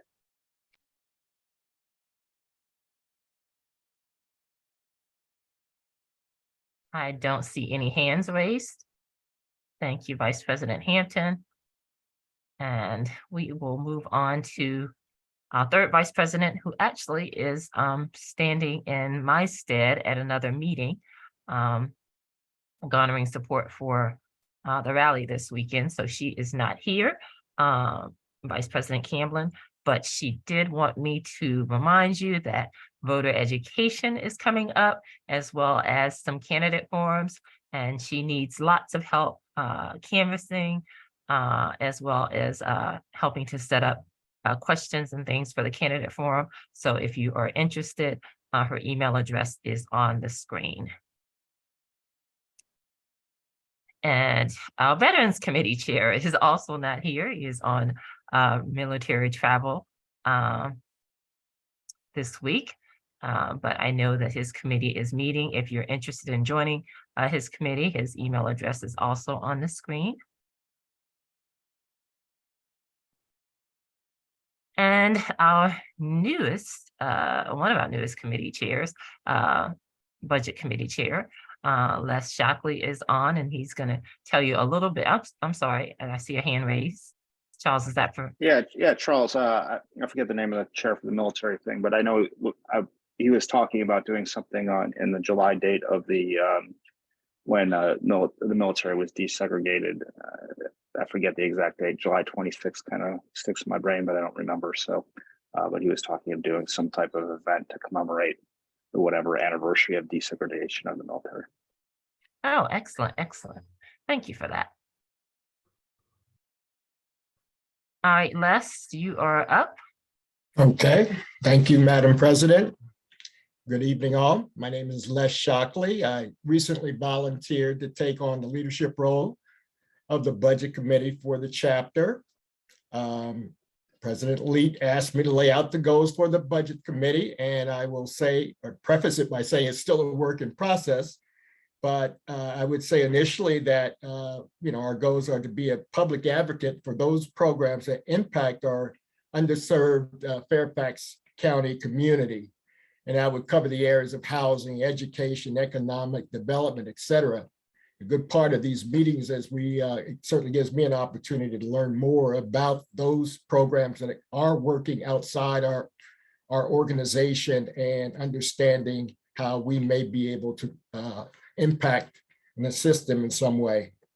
Secondly, working to collaborate internally with our chapter committees that have expertise in those issues that impact our community. Mary Payton has been a very vocal advocate for housing, and I'm sure that the information I will be getting from her will be very helpful in helping us meet our agenda. And then working with outside organizations on programs and policies where we have shared priorities. I would say our goals will be evolving as we progress and as the agenda for our chapter dictates, but always keeping in mind that it should be in alignment with our mission. Now, in the short term, just recently, I reached out to our chapter committee heads to provide their input for the upcoming Board of Supervisors public hearings on the 2024 Fairfax County budget. These public hearings will be held April 11th through the 13th. Our goal is to compile input from the various committee heads in preparation of a public testimony that would be presented by Madam President Leet.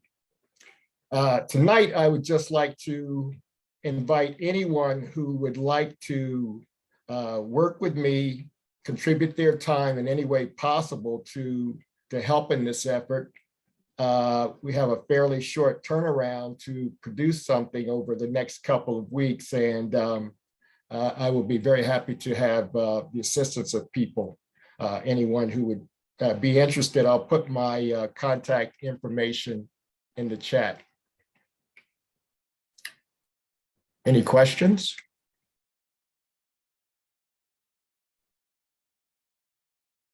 Les, do we have a spot reserved for Michelle? Not Madam if President, Michelle do was you- supposed to reserve that spot, no. Yeah, you should do that now. Yeah. Okay. Yeah, it's fairly simple. We Mary, I tried, but the link I sent didn't work for her, so we will get that done. All right, if there are no other questions, moving on, Mary, you are up next.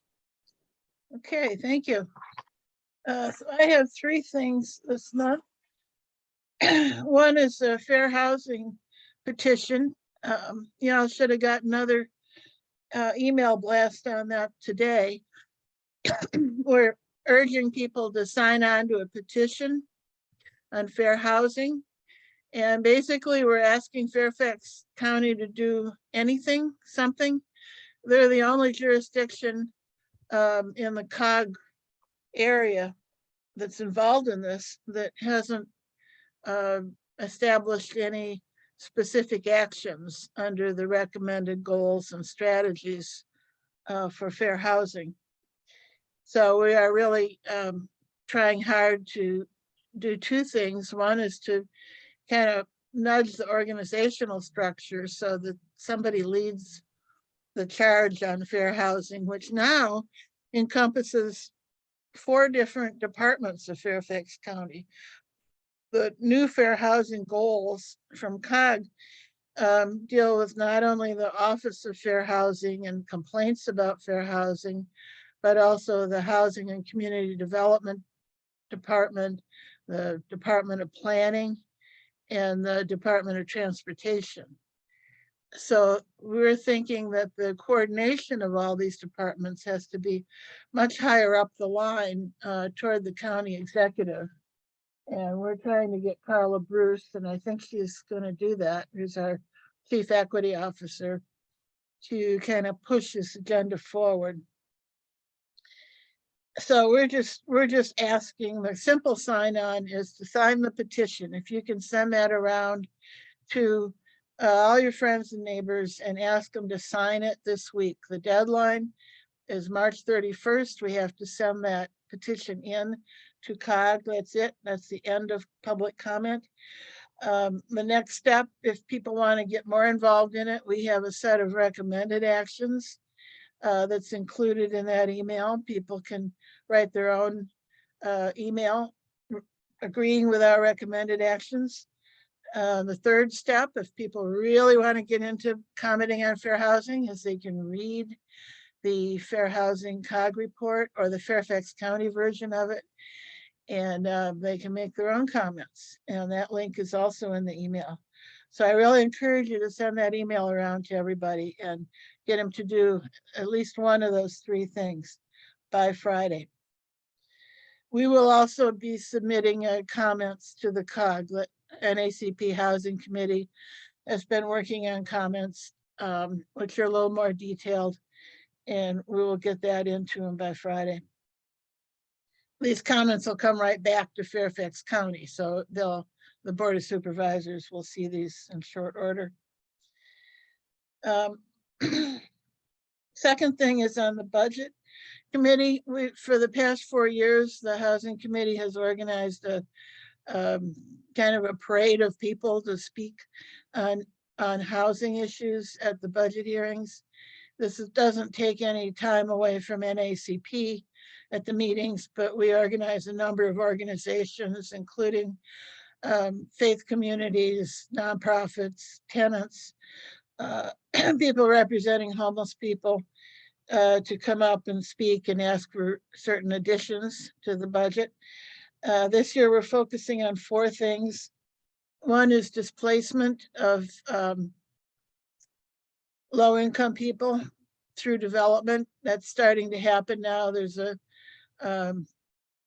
new plan that sounds like it prevents this. It's called the affordable housing, the preservation of affordable housing plan, but it doesn't preserve any workforce housing, and it isn't very funded in terms of preserving affordable housing either. So we're pointing out that there's going to be more and more displacement of people who make less than the median income through development and through raising rents, and that these things need to be looked at. And we're especially looking at some of the mobile home parks that we've been working with, who are very much in danger of being displaced. The second issue is on fair housing. Doing something more bold about fair housing is going to take some money, and we're recommending some specific things that need funding. Another issue is tenants' rights. Since the end of the COVID extra money for housing and food, a lot of people are kind of falling off the cliff in March and April. All these cutbacks came at the same time, and we're really pushing on the county to give some more funding to keep people from being evicted and to kind of make up for the cutback in SNAP and food stamps. There was a kind of all the COVID money was taken away, which results in a cut of about 75% in a lot of families' food stamps programs purchases. And the third area is homelessness. So we're looking at speakers talking about how to make a dent in homelessness, both making things more comfortable during the summer for people who are out on the streets unsheltered, and also how to get more permanent supportive housing for people so they don't have to be homeless. And a third item I wanted to say is about the heat relief in the summertime. Last summer, NAACP sent a complaint to the Board of Supervisors and said, we think you should do something to help homeless people during the summertime when the heat's really hot. And climate change is making it worse, and people are really suffering out there. They're suffering a lot of health effects. And they formed a committee, of course, and they gave it to the Health and Human Services Department. And I worked on the committee, and the Health and Human Services made a report to the board and said what it's going to do, which they said it was fine. It wouldn't really take any extra money, what they were going to do. They would do some things, but they could fit it right into their budget. Well, I mean, before they couldn't do anything because they didn't have any money, and now they don't need any money.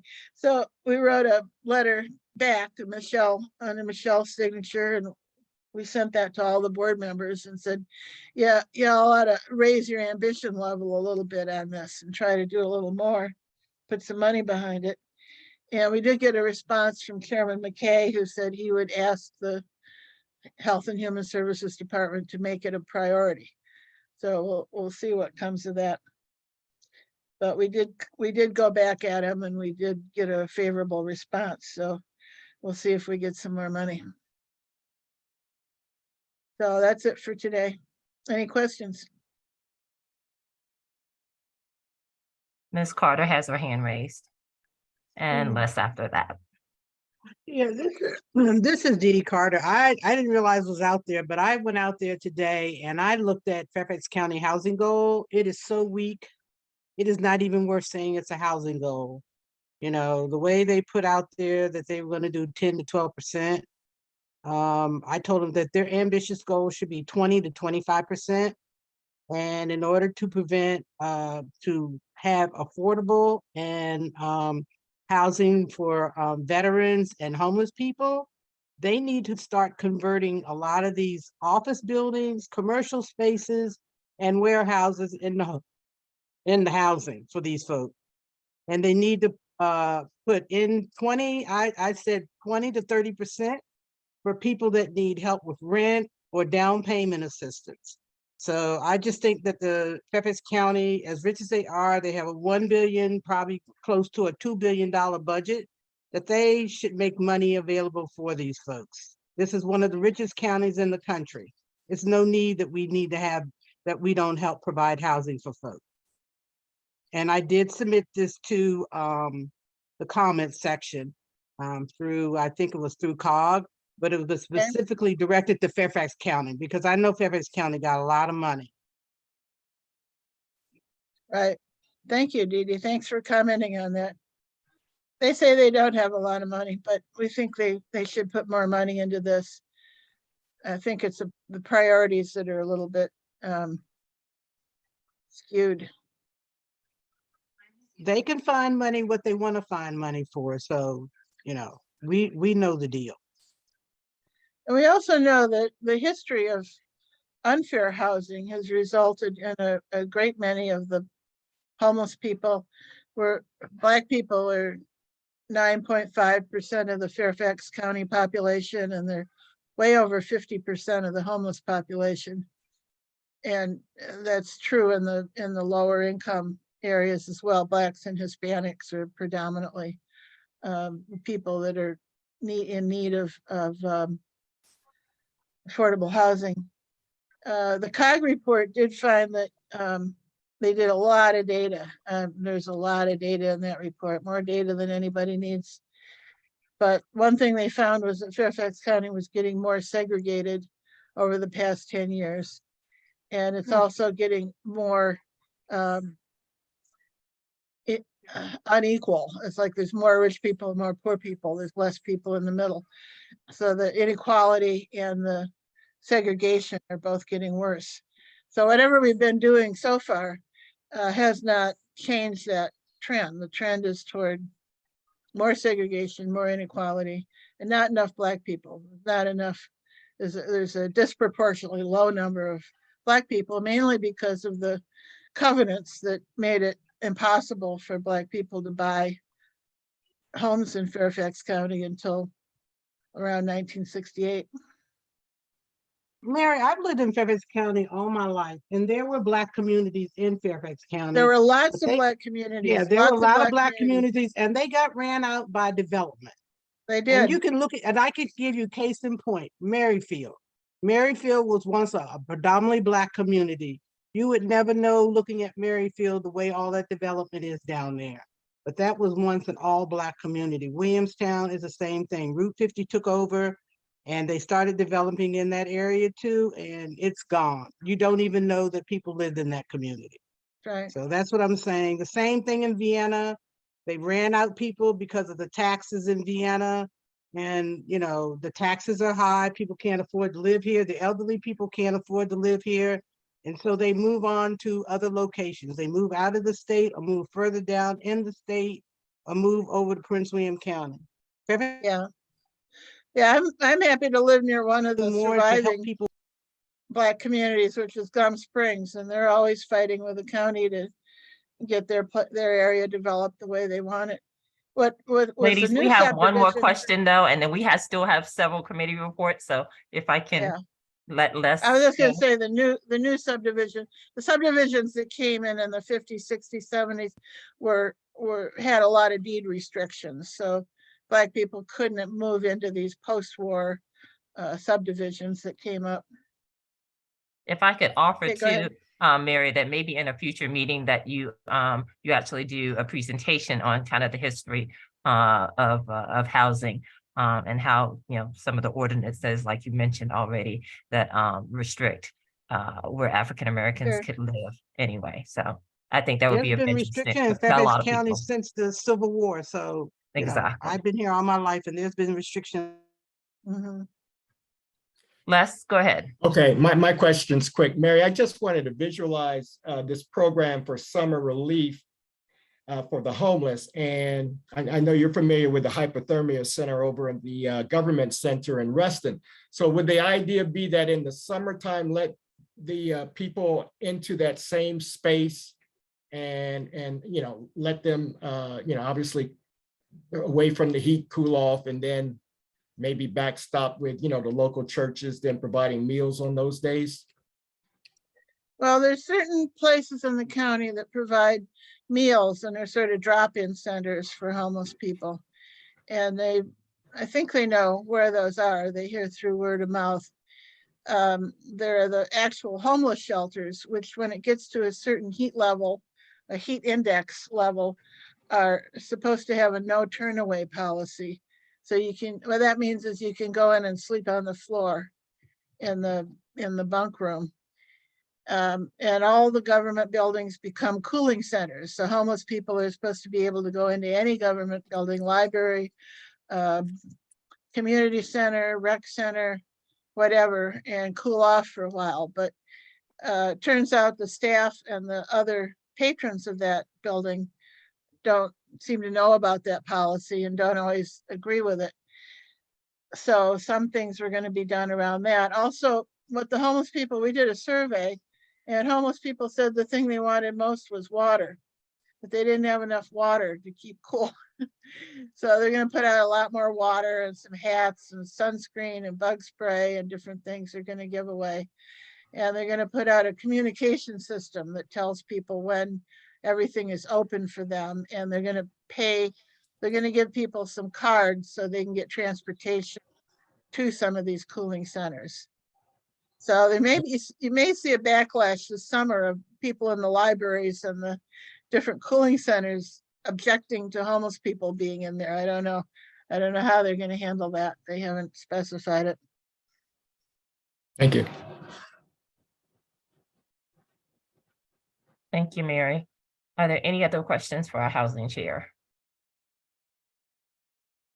All right, bear with us. We just have a few more reports to get through.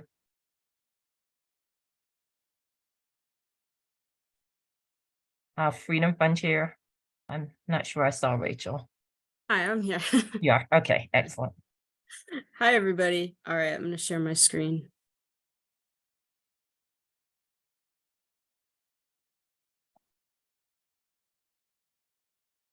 All right, can y'all see everything? Okay. All right, so we really only have one item, and I'll try to make it quick because I know we've got other stuff, but tomorrow we're going to be launching our online popcorn fundraiser. That's going to run from tomorrow starting at 12 p.m.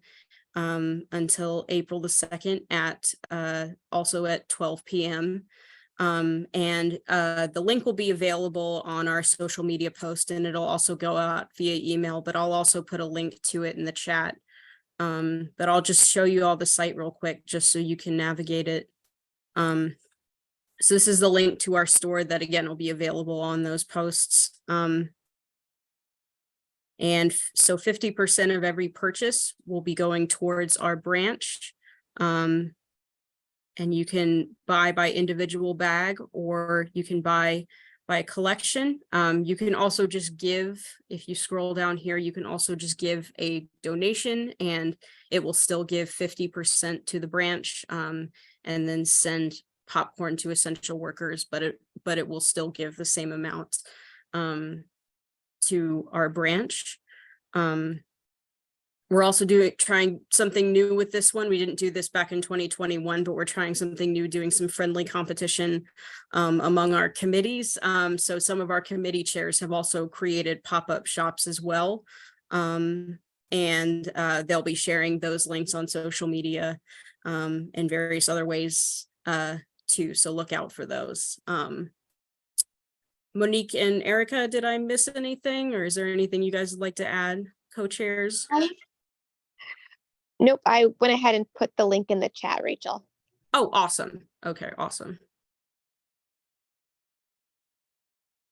All right. Good. Are there any questions for our fundraising team? Excellent. Thank you, ladies. I look forward to having more popcorn, as I have 2 boxes in my garage already. I'm lovingly coercing friends and family already. No, it's a great fundraiser. Okay, I think up next we have Not gonna pull up this presentation. Luke, our criminal justice chair, are you still on? I am here. I am here. There you go. I assume you, and I apologize for being late to the meeting, but I assume you spoke about the Timothy Johnson. I did not. I did not. Nope. You did All not. presentations and committee reports. So no, take it away. Okay. Well, obviously we're all, hopefully we're all familiar with the horrible tragedy of the shooting by two police officers of a black man about just a little more than a month ago, a 37-year-old black man who was suspected of shoplifting and was shot and killed by two police officers outside the mall, chased down and shot last week. Then the branch was pushing from the very beginning for expedited release of the body camera footage, and we didn't get it expedited. We got it on day 29, but it was released to the family, released to Michelle saw it, or President Michelle saw it before, just before it was released to the public, because the day before it was released to the public, and then it was released to the public on Friday. The video footage was very messy, didn't show much of anything. It was very difficult to figure out what was going on the video footage. But the police chief, when he released the footage, announced that the police department was administratively separating, which is another way of saying firing, terminating the employment of one of the police officers who shot. Now, both police officers shot at Mr. Johnson, the late Mr. Johnson, and one of them shot, hit him and killed him. And so one of the officers has been terminated. His employment has been terminated. The other officer, as we understand it, is still being investigated, and may also be terminated. There was no explanation from the police chief, as I wouldn't expect him to, since he's in the middle of making an administrative determination. But obviously there is some differentiation between the two officers. One has been terminated, the other is under investigation. We don't know what the difference between the two of them was, what the difference with respect to their actions was. That investigation is still going on.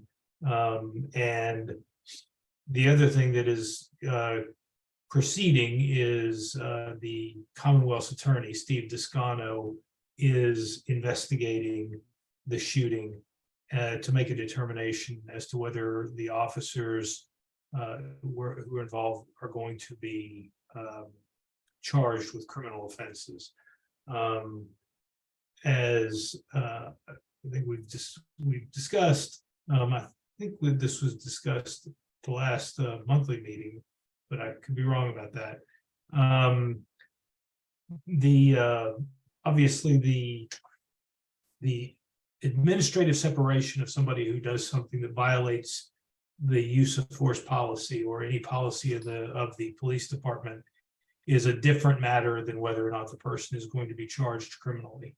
There's a different legal standard that applies to somebody's employment with the police department than the legal standard that applies to a criminal charge.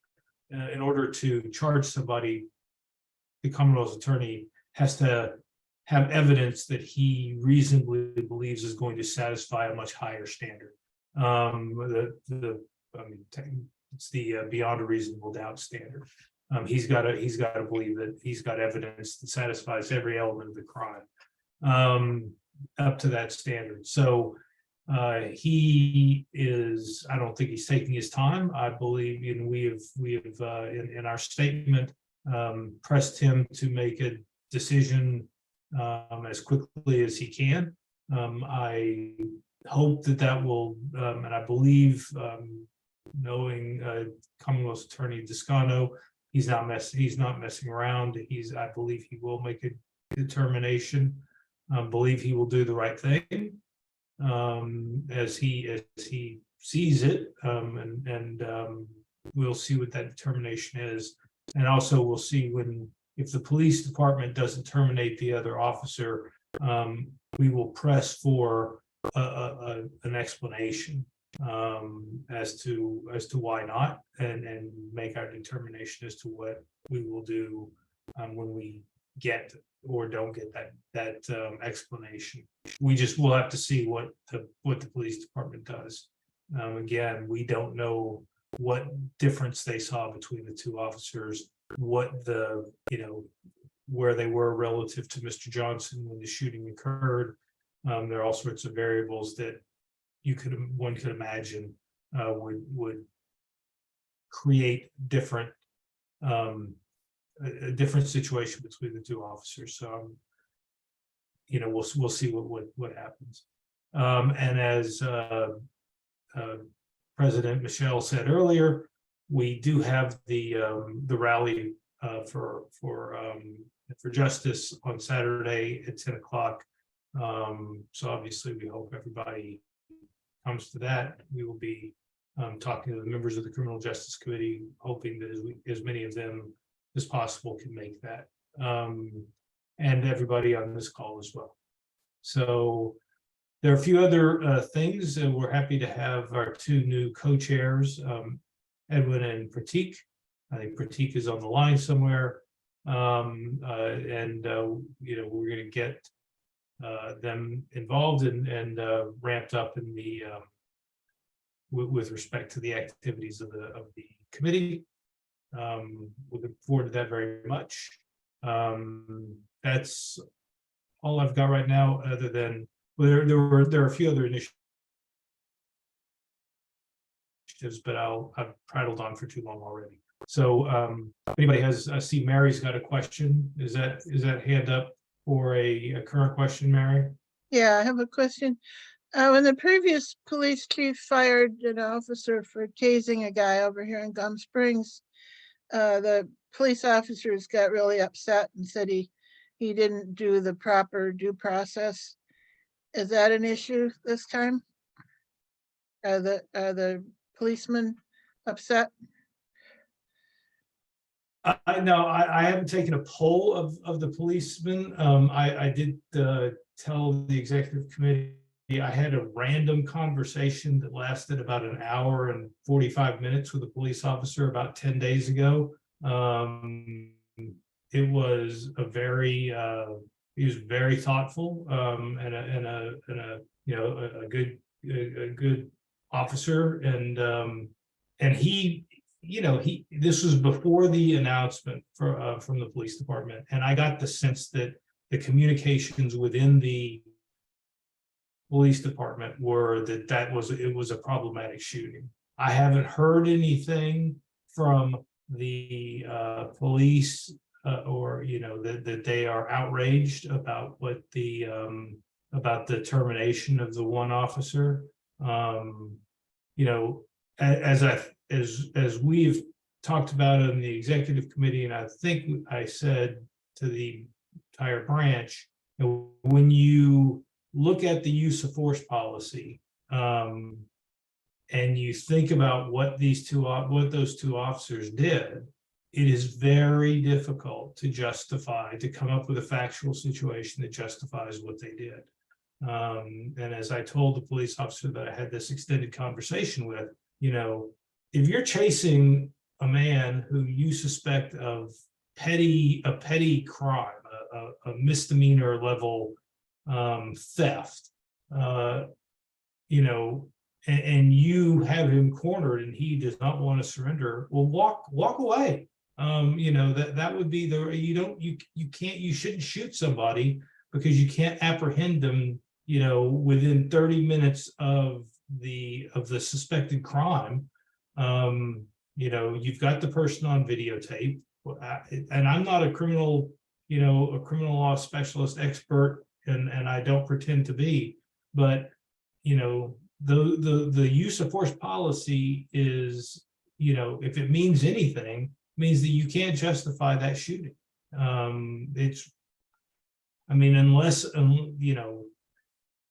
understand what a police officer would say, to justify it, or could say to justify it, but it's extraordinarily difficult to do under Fairfax County's policy. You shouldn't. It just seems wrong, and I think that we'll see what the police officers do. We'll see what they say. It would be very problematic if they have the same reaction to this shooting as they did with respect to the Timberlake beating, inappropriate use of force that occurred down in Gum Springs. And I think a lot of police officers still are mad about that. That's why Commonwealth's Attorney Descano, I believe, gets a lot of pushback from the police department, the police officers, because they didn't like the fact that he very quickly charged Officer Timberlake. That's,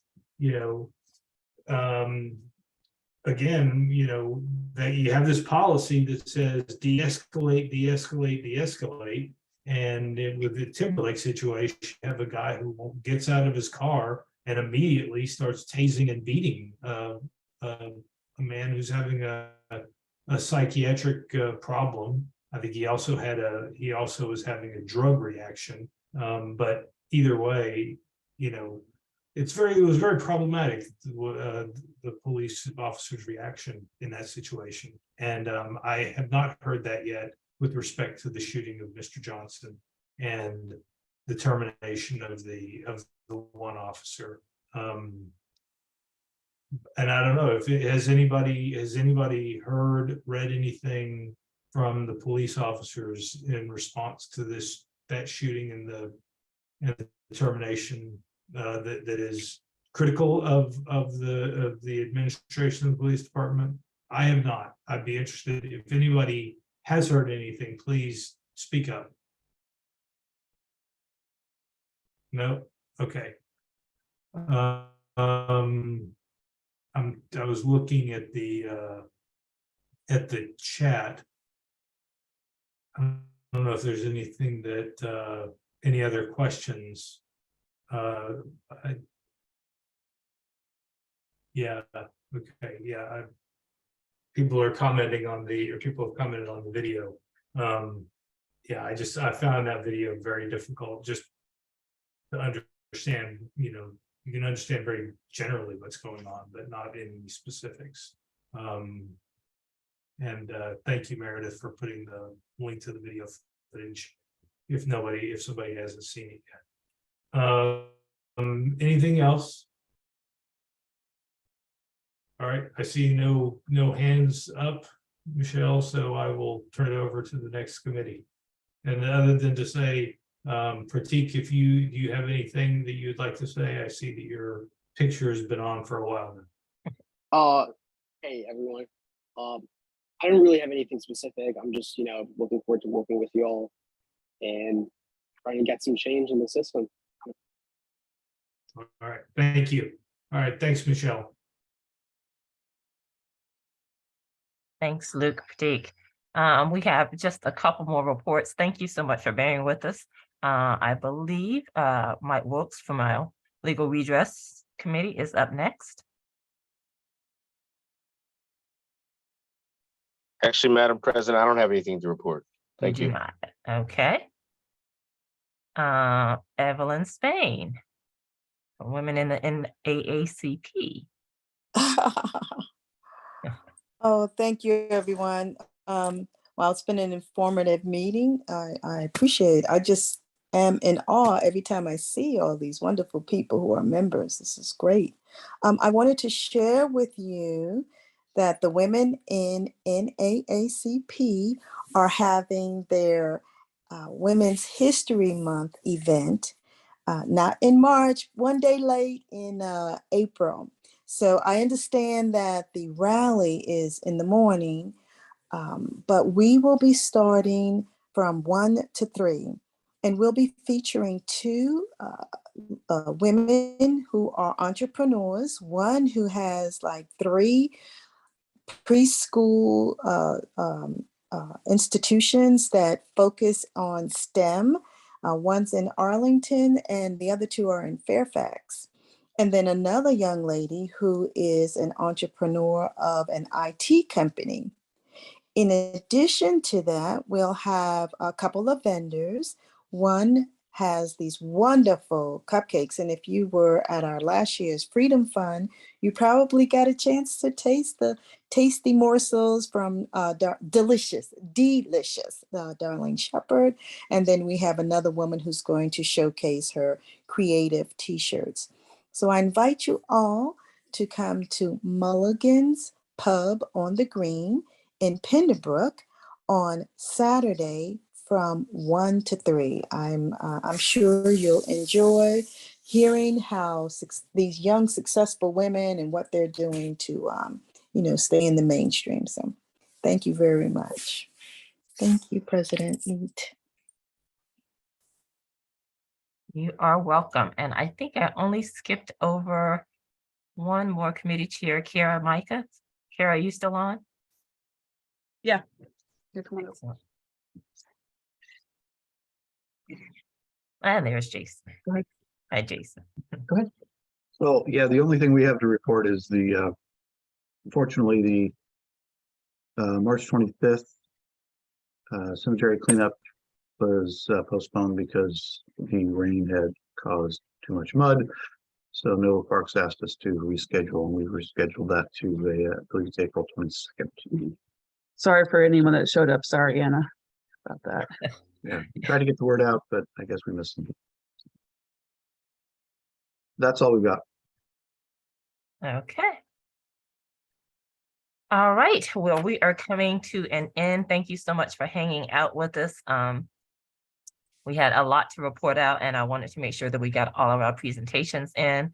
Our next general membership meeting actually is in person. It is on Tuesday, April 25th. We will be at Herndon Library, and we will have dinner and networking at 6:30, and at 7 we will begin our meeting. It will be a shorter meeting and mostly focusing on networking. We'll have a few committee reports, but it'll be mostly focused on us getting together and just and talking and reconnecting with each other since we haven't had, I think our last in-person meeting was last year in August, actually. So looking forward to seeing everyone. Don't forget about our popcorn fundraiser. Starts tomorrow, as a matter of fact, 12 p.m. So please, please, please support our fundraiser. We only do a few fundraisers each year, and usually only one in-person one. So this is a virtual one, and we hope it's easy for you to donate or purchase popcorn. The Rally for Justice, as I said, is on Saturday, April 1st. It's from 10 to noon. We hope you can come out and support. It's really important for us to show numbers. And we're right in front of the Government Center. You can best believe that they will be taking note of the support that Timothy Johnson has and the support for police reform overall. So please come out. We'll have some great speakers. We probably will end a bit before noon, but we probably will go 11:30-ish. So you will have time to get over to the Women's History Month program if you're planning to attend. And speaking of our Women's History Month program, it starts at 1 p.m. at Mulligan's Pub, which isn't too far from the Government Center, actually. So you'll be if you're right around the area, you might as well stop by and hear from some great women entrepreneurs who are doing their thing. And we want to hear from them and learn about their success. And I think I already talked about the Rally for Justice. And that is it. I see one hand raised. Diana, go ahead. Michelle, And if you're the last person with a question, you can I'm happy to take a motion from you to adjourn the meeting too. sure, Mr. President. Question. Comment. There's at First Baptist of Vienna, there's also an event. I don't know if it's starting 11:30. I'm there at 1 o'clock, but it's like a Easter extravaganza or Oh, something. yes. Yeah, and we're going Yes. to be there too. That's where I'm going to be for a good hour. So I just wanted to put that out there so folks know that's still going on. Yes, so you're putting a plug in for the Easter extravaganza at First Baptist Church, Vienna? Yes. Yep. And our new membership chair will be hosting our Yes. table there. Yeah, we will have a table there. Yeah. And a motion to adjourn. And do I get a second for that? I second. Excellent, excellent. Well, I will adjourn the meeting. I'm sorry, all in favor? I should have asked that. I don't think anybody's Aye. opposed to that. Aye. Yeah, thank you. So I'm adjourning the meeting at 9:27. Again, thank you so much for hanging out with us. We're a little over time, but very good report outs. And I will hopefully see you at the rally on Saturday. And if not, see you at our next meeting on April 25th.